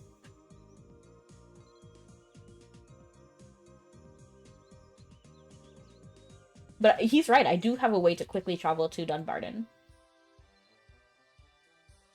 I knew she was gone. Oh, this is the wrong way to hold an alpaca. Thank you.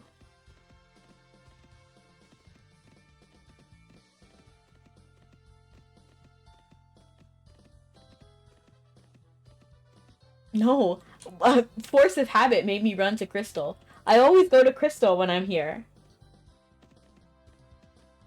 You know, it's very interesting that, you know, we were with Tarlock earlier.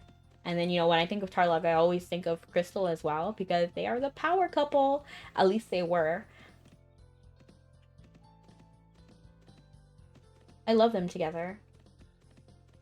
But how are you, Genesis Plays? Before I get ahead of myself. It's nice to meet you. Oh, no! Oh, I have a quest open with her right now. The book says you can craft magic quill pens and magic parchment paper with station crafting. Could show me one of each, thank you. Oh, she wants me to craft magic quill pens and magic parchment.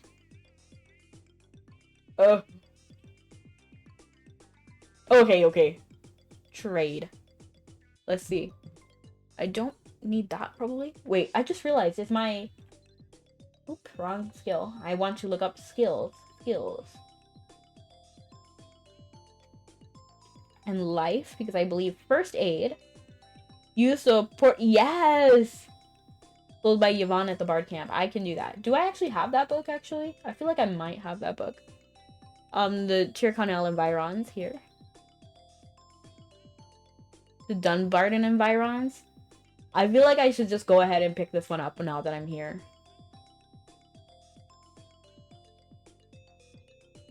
I feel like that's gonna be something.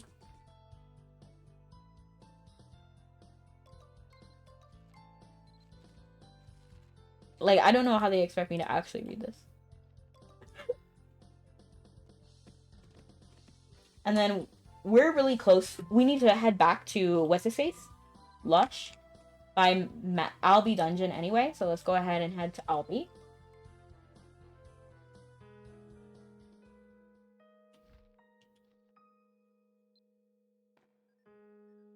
Oh look, this person has the hair of my alpaca. Red and white. Very cute.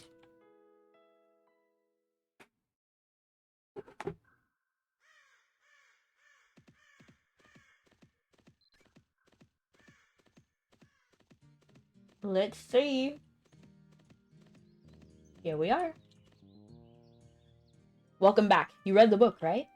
Then let's test your... Oh, no! You're diabolical. You want me to actually read it. First question. Tirhanel is bounded by mountains to the north. What is the name of the mountain range? You're wrong for that. Lush, can I open my inventory?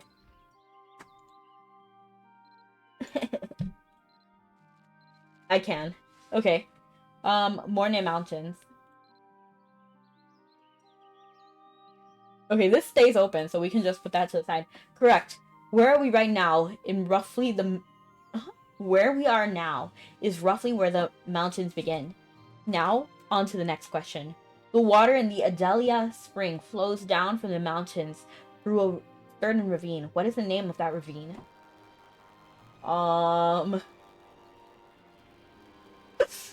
He's so wrong for that. Moonhill Gorge? Okay. I'm glad to see you've absorbed the knowledge from the book so readily. You could probably work as a guide here in the Morn Mountains if you were so inclined. Me holding a book while he's talking. To refine the question in the book as he's speaking. To summarize what the book tells us, Kaliach is said to dwell in the Morn Mountains near the Moonhide Gorge. However, even if we accept that as a settled fact, inconsistencies begin to emerge. Inconsistencies? Do you remember when the blue deer bolted off? Think about the direction it ran, then consider the direction of Adelia's spring flows. One needn't even go that far. A quick glance at even a basic map of sorts can find in any marketplace will show you that the Moonhide Gorge lies in North Adelia Spring Stream, which spills into the estuary on the coast. Doesn't that seem a bit far from Shi? If we hold the legends to be true, the deer should have been more active in eastern Olda. However, if we consider the locations of all the confirmed sightings, they seem to have favored the path of the setting sun. I think you may have some idea of where I believe we ought to direct our search. Not in agreement. Admit you have no idea. I'm gonna just not in agreement. Since Lesh mentioned the northwest, you suspect he's talking about the pathway that leads from north from Shi. It looks like you've settled on the same conclusion. Good. That'll save me from having to do any more explaining. Bro, let's not trip. We know you like to explain things. And you like to quiz people. We'll be searching near a ridge called Stilab Miss that stretches north of Shi and the Morn Mountains. It was once considered a practically labyrinthine area of the mountains. Even among the mountain keepers, the thick forests there start to look the same mile after mile, and travelers often begin to feel like they're going in circles. I was considered to be the keenest sense of direction, so my superiors charged me with looking after Salamis and the surrounding areas. Well, no one really considers it a labyrinth these days, so perhaps I'm overselling it. Pity. He mumbles to himself, then turns his attention to you, looking you up and down. This will probably come to no surprise considering its location and elevation, but in Shi it's very cold there. Sometimes the slush seems to cling to your boots with every step. He's like looking at me like, you're not even fully clothed?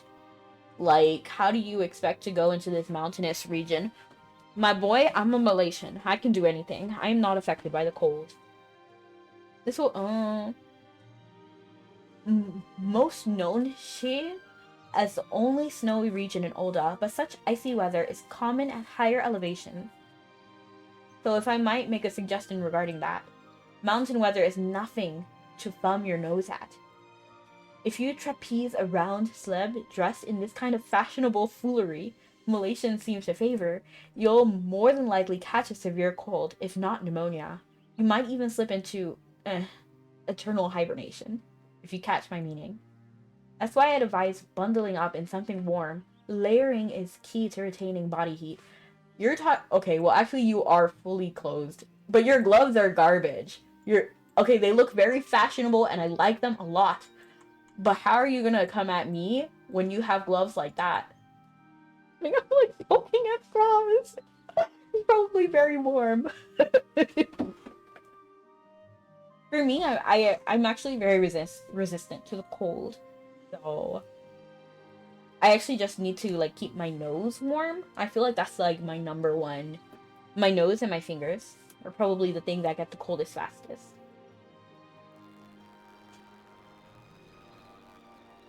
It's good to be efficient in our search, but safety comes first. I won't guide you through the mountains until I can see you're properly dressed for the journey. I've been at this work long enough to know what the weather is like there. I know how quickly it can change you, so I can't be in good conscience let you go unprepared. It's only right that I uphold the responsibilities I've been charged with as a mountain keeper, no? That's why I can't make an exception, even for you. Trust me, once we're on the trail, you'll be glad I made you dress properly. Okay, I didn't know. Okay. Wear a robe and talk to him. Okay, that's what you want me to do. I can wear a fashionable robe. Do not think you're gonna cramp my style wearing a robe, because I got plenty of robes. In fact, can I actually trick him and just wear wings? Maybe I can even wear this backpack. Can I wear a backpack? Let's see. Let's see if it works on him. And actually, I am wearing a robe. I'm wearing an alpaca robe. I was. All I ask is for you to find a decent robe or cloak to wear, not this.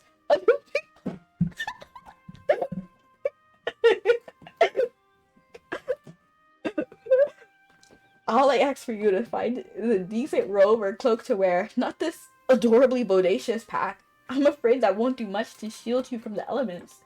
Do you plan on befriending the snowmen and shit? Perhaps joining their hung? Unfortunately, I have no experience dealing with snowmen, so I'm afraid I can't let you caveat around like this. And while the hypothermia sets in, you know what you need to do, right? Go and find something else, please. You ended your conversation. He kind of funny. He makes me laugh. Okay, let me put this. There is no way he's unhappy with the alpaca robe. It's a robe. He inspects you head to toe, then nods approvingly. A satisfied smile on his face. Well, joke's on you, I was wearing this before. So you've chosen an alpaca robe, have you? That should hold you in good stead, keeping your body warmth in and the icy winds out. An excellent choice, and one I doubt you'll regret. And with that, we'll be ready to head out. I took care of all my preparations while you were getting ready. What kind of preparations? Remain silent. What kind of preparations? You're not shy about asking questions, I'll give you that. The clothes we mounted keepers wear are special, made specifically for our needs and duties in mind. They look too light for someone who regularly has to hike through the wind and snow, right?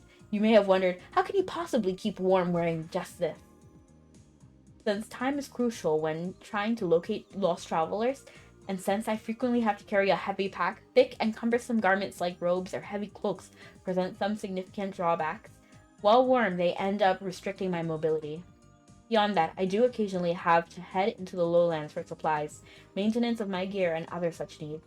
And walking through town swaddled in thick coats and bear pelts does tend to draw unwanted attention.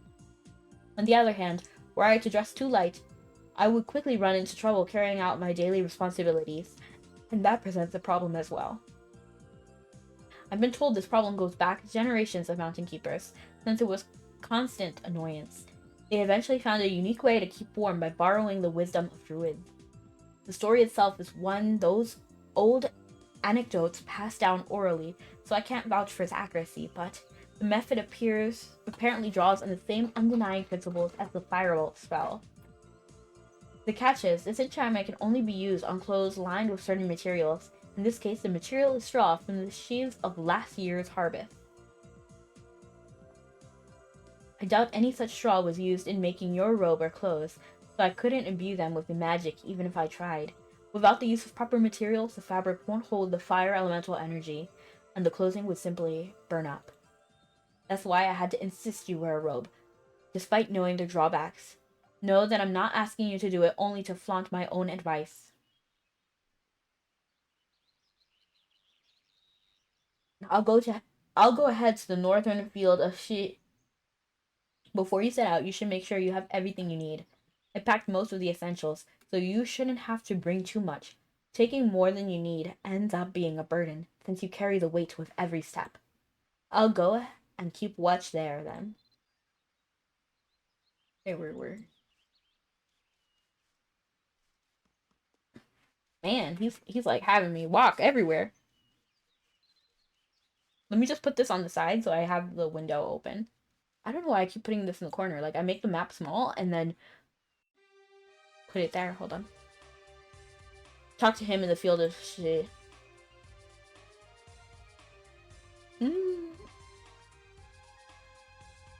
He's not there, is he? Yeah. Is he with Tarlock right now? Like, I'm confused.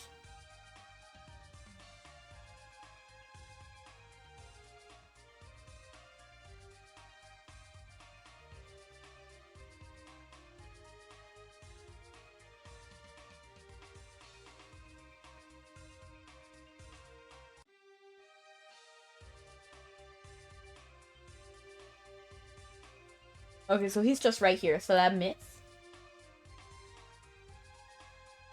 So he doesn't want me. He doesn't expect me to walk all the way up to Tarlock. Thank you so much for the redeem. I really needed water, actually. Like, I really needed it.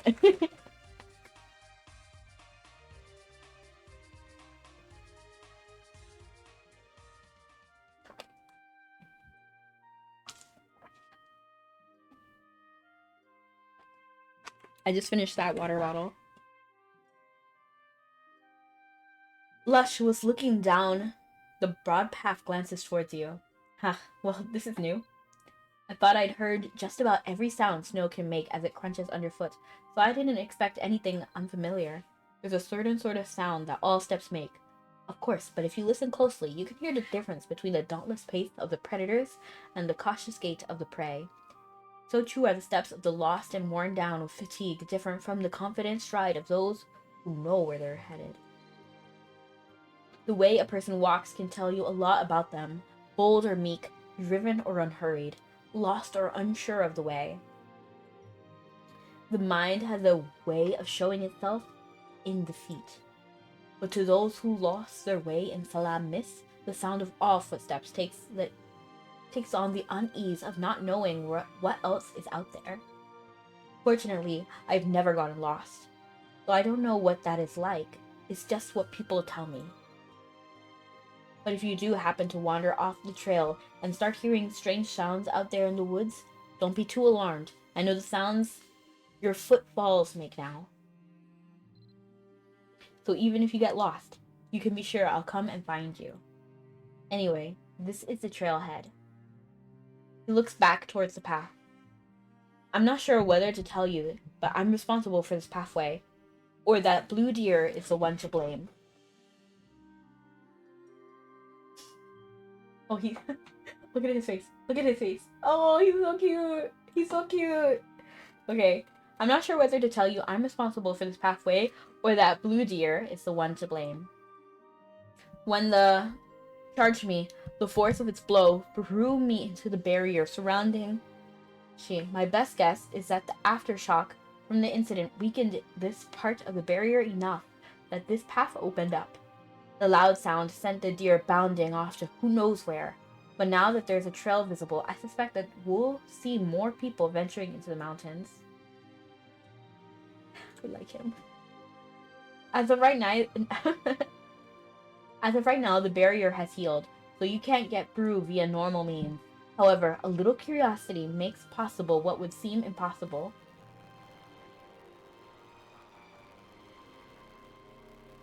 Welcome back. As of right now, the barrier... Oh, okay, I just read that. Well, welcome back, Nick. Ask if he can open the way. Remain silent. I'm going to remain silent because 100% he can open the way. But at the same time, I kind of want him to talk. Just kidding. But I know he wants to talk, so I want to let him talk. I'm just going to remain silent. I'll open the path for us. It doesn't involve anything particularly awe-inspiring,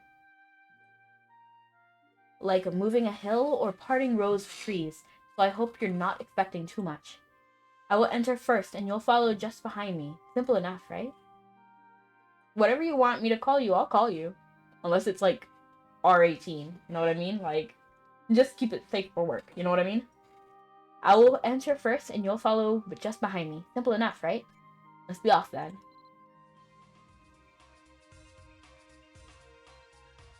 Talk to him at the entrance of Silab Miss.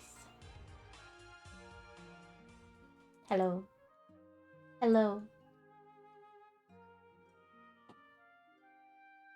This may be rather late in coming, but I just remembered I never told you exactly what it is I want in this deal we've made.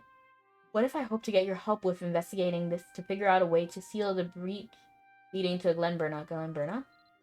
That's the name of the place between the barriers. It had no name before, so we're calling it Glenburna. Glen is an old word for valley. Berna is a little more tricky, but it connotates something like a breach or a space between. Bryce? For some reason, I read that as Bruce for a second. I was like, that's a interesting way to spell Bruce, but it's Bryce, right? An entrance to the space has manifested in its Bryson. Okay. An entrance to that faith had manifested in a strange form, like a cracked pane of glass, hanging in the air. Based on its appearance and the devastation to the surrounding area, it appears the breach was made from the inside out. The reason we put the name to it was to ward any phenomena that might blur our perception. If we have a concrete name for the place, the mental associations make it much harder to forget. Now, I dare say that we're in no danger of forgetting Glen Burna, even if we try. You're right, I will not forget Glen Burna. I've been thinking about Glen Burna since the moment I heard it. Lush glares ahead, his lips pulled against his teeth. That sounds kind of painful. I think we may need to postpone our investigation for a bit. As soon as we step foot into that mist, I could sense something is off here. The width of the trail and the positions of the trees is subtle, but they're different somehow. Even the texture of the snow beneath my boots feels strange. These mountains are not as I left them. How, Mabby? Mabby is doing great, Peru. I'm liking Lush so far. I think he's very charming. We're getting closer to Glen Burna, but I'm also experiencing, like, what's it called? Like, burnout from this quest line. It is ridiculously long. It's like a generation quest all in of itself. As soon as we set foot in... Oh, okay. You've probably picked up on it too, haven't you? There's no sound at all besides the noise we ourselves make. Not even the stirring of the trees as the wind passes through them. My friends call me Butler. Okay, I can call you Butler. Black Butler. You know that show? I like it. I would prefer not to make any moves when our safety is far from guaranteed.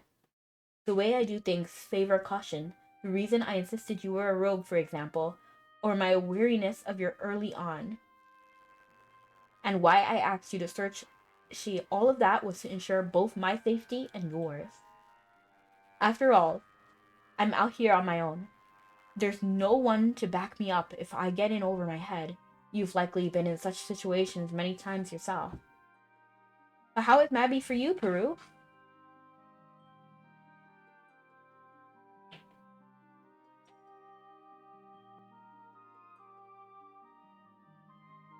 And yes, people on TikTok are like, oh, do you have a boyfriend? Piran is my boyfriend. I love Piran.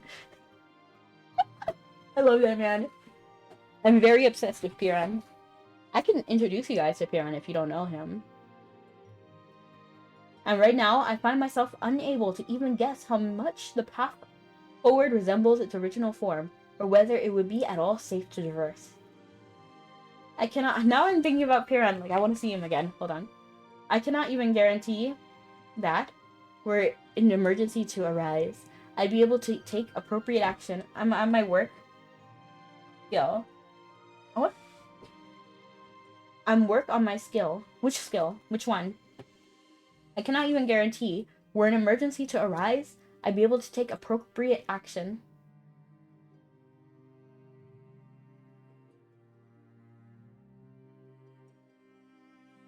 That said, if you still want to proceed, even knowing the risk, I fulfill my duty as the keeper of this mountain and serve as your guide. Lush remains silent, waiting expectantly for your decision. What will you do? Press on. You've come all this way, and there's no telling. For me... Hold on. You've come all this way, and there's no telling what could happen if you leave now. You tell Lush that you understand the risks and want to proceed with the investigation. Might I ask you what chose that course to prevent what happened? You feel like you should, to prevent what might happen.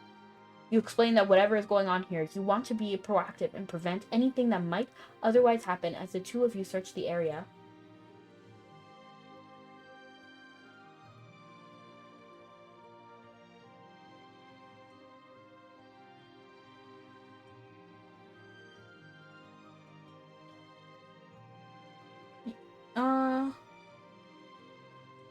I feel like I just read that.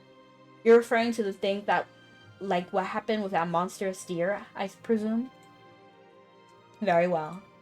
Let me prepare myself for what may lie ahead a moment, if you would. Okay, if you want to take a break, I'm down. Let's go visit Piran.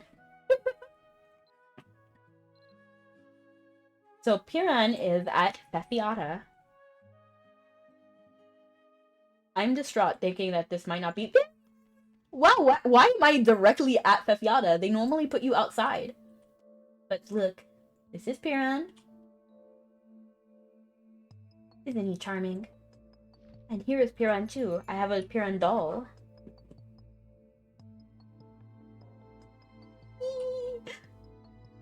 Okay, let's go visit Lush again. Let's talk to Piran first. Hold on.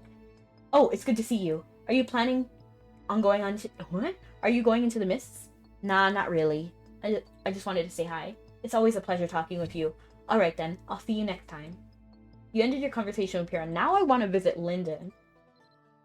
You know, because we talked to Piran, so now Linden is the next... like, the next person you talk to. Let me see if they let me teleport out of here. Oh, they do! This is... I know this is a really small, like, update, but that's important for me. Like, that's big. It lets me teleport outside of Fethiata.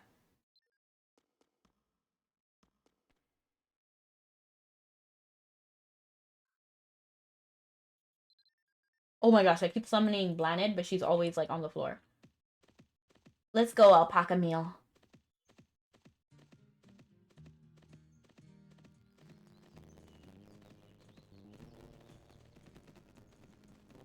What? Oh, I ran into the moon gate. What am I doing?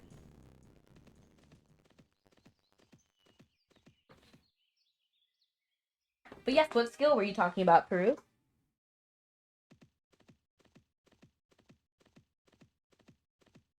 Peru. Peru. Peru. I'm like overthinking your name now.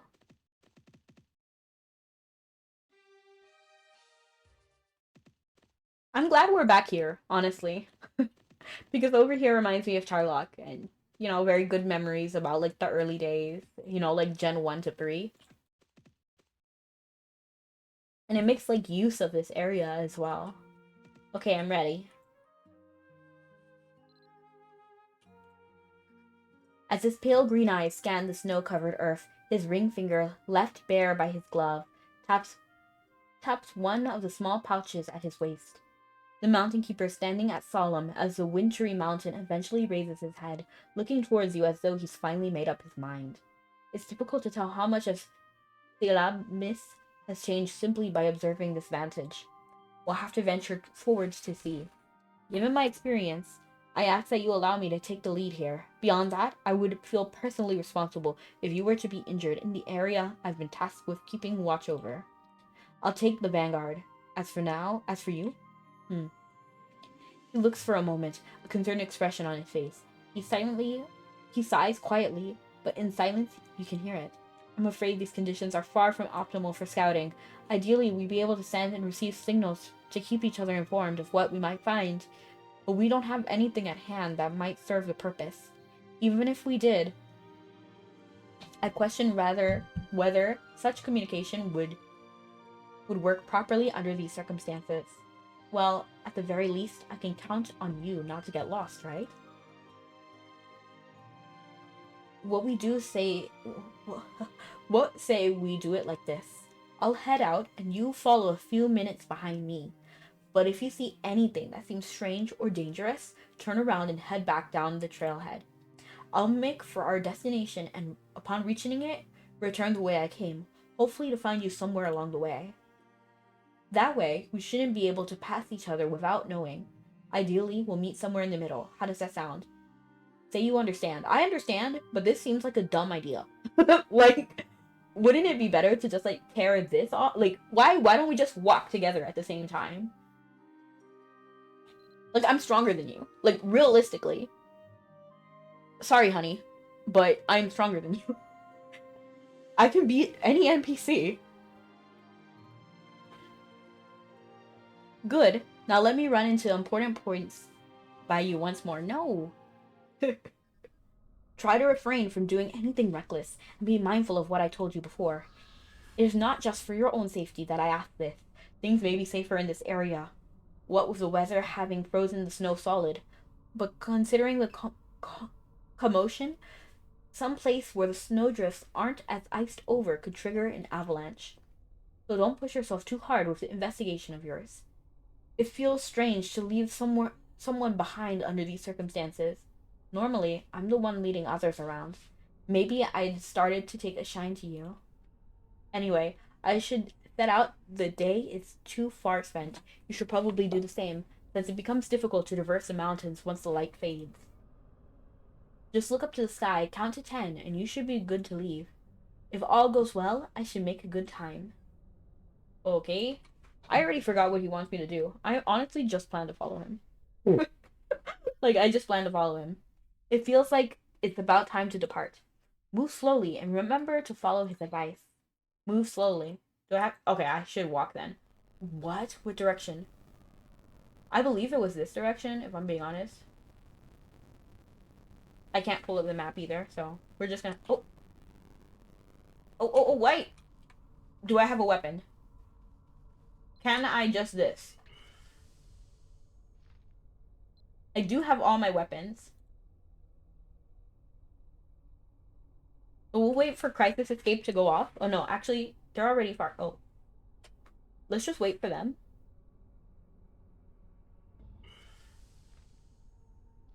And do I just, like, walk?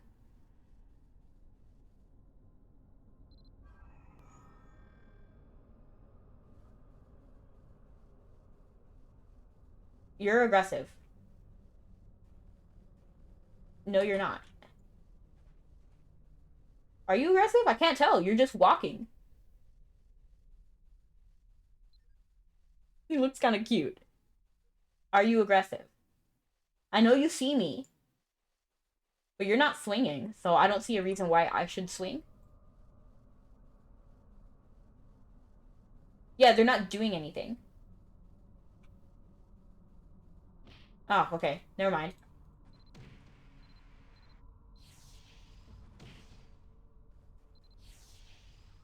Hi, Nick. I do see the chat, and I chatted in the chat.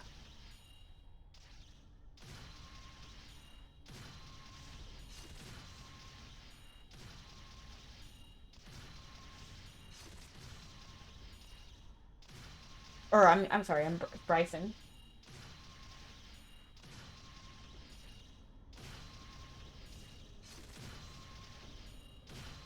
Wait, I'm supposed to turn back. That's what he said to do, right?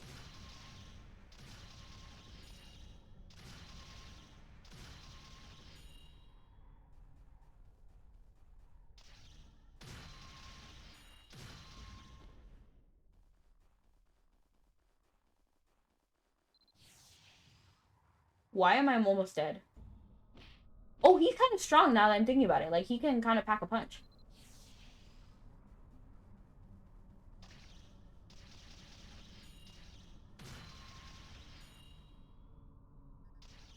It seems different from the other one you encountered before.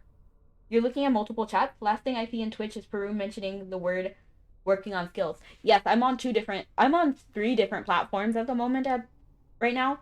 So Nick is on TikTok. I mean, Bryson is on TikTok. Most people are talking to me on Twitch right now, and I'm also on Twitter as well.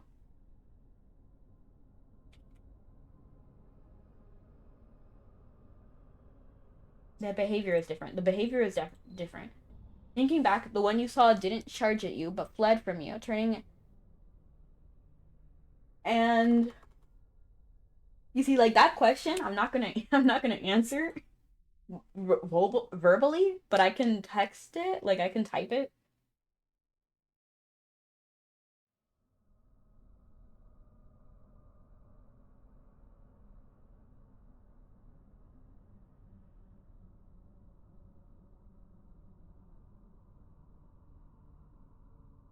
Thinking back, the one you saw before didn't charge at you, but fled from you, turning back as if to check whether you were still in pursuit.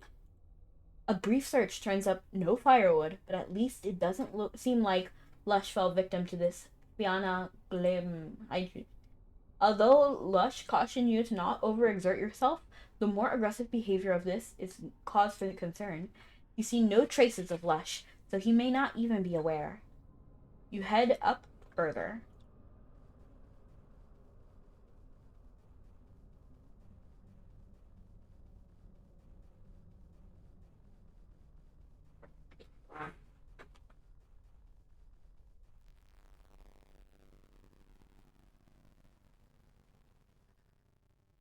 Well, you're certainly fast, I'll give you that. Anyway, look over here. As your gaze follows his gesturing, you see the deer staring at you. You tell Lush about what happened on the way. Is that so? Strange. I didn't see anything, not even a single deer track in the snow. You fought it then. I'm glad you didn't sustain any major injuries, and that you didn't trigger an avalanche. If something similar should happen again, I urge you to ascend the mountain unless the enemy attacks you first. I'd rather not see anyone hurt, especially in the mountains I'm charged with overseeing. The idea strikes me as a bit odd, though. The way it's behaving is almost as though it means for me to follow it. It only moves when I take a step forward, and otherwise remains perfectly still, just standing and staring. Interesting, because a deer attacked me. Seems like walking into a trap, doesn't it? Still, we need to learn more about Kaliash Flame. But for now, let's follow it, without dropping our guard, of course.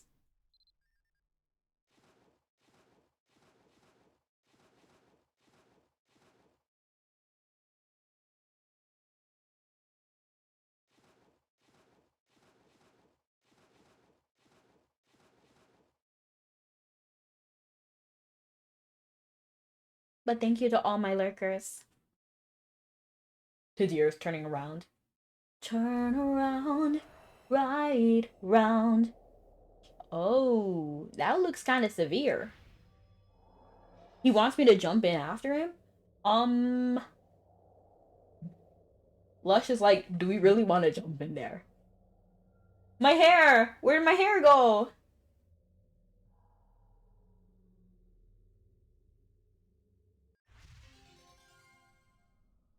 Okay. With that quest done, I think I think it's time for me to say goodbye.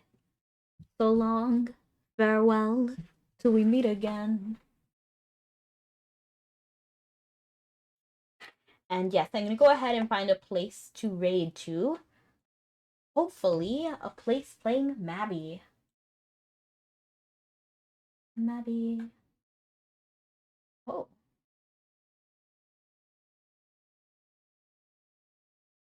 Who is that? I know I'm following them. Oh, Doggy is playing Mabby. I'm quite fond of Doggy. I wonder if they're teaching something to us.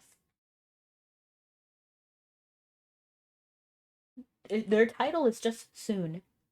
Soon what? Soon I'm going to raid you?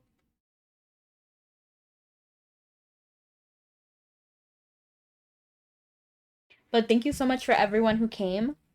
Um, Genesis Plays, Hex, Peru, Kawaii Neko, Blood Mist Hunter, Sir Alphonse, Mabby Nerd, Peru, Link Jinx, Zell VTuber, um, Saribot, I can't forget you, my favorite bot, and also Bryson.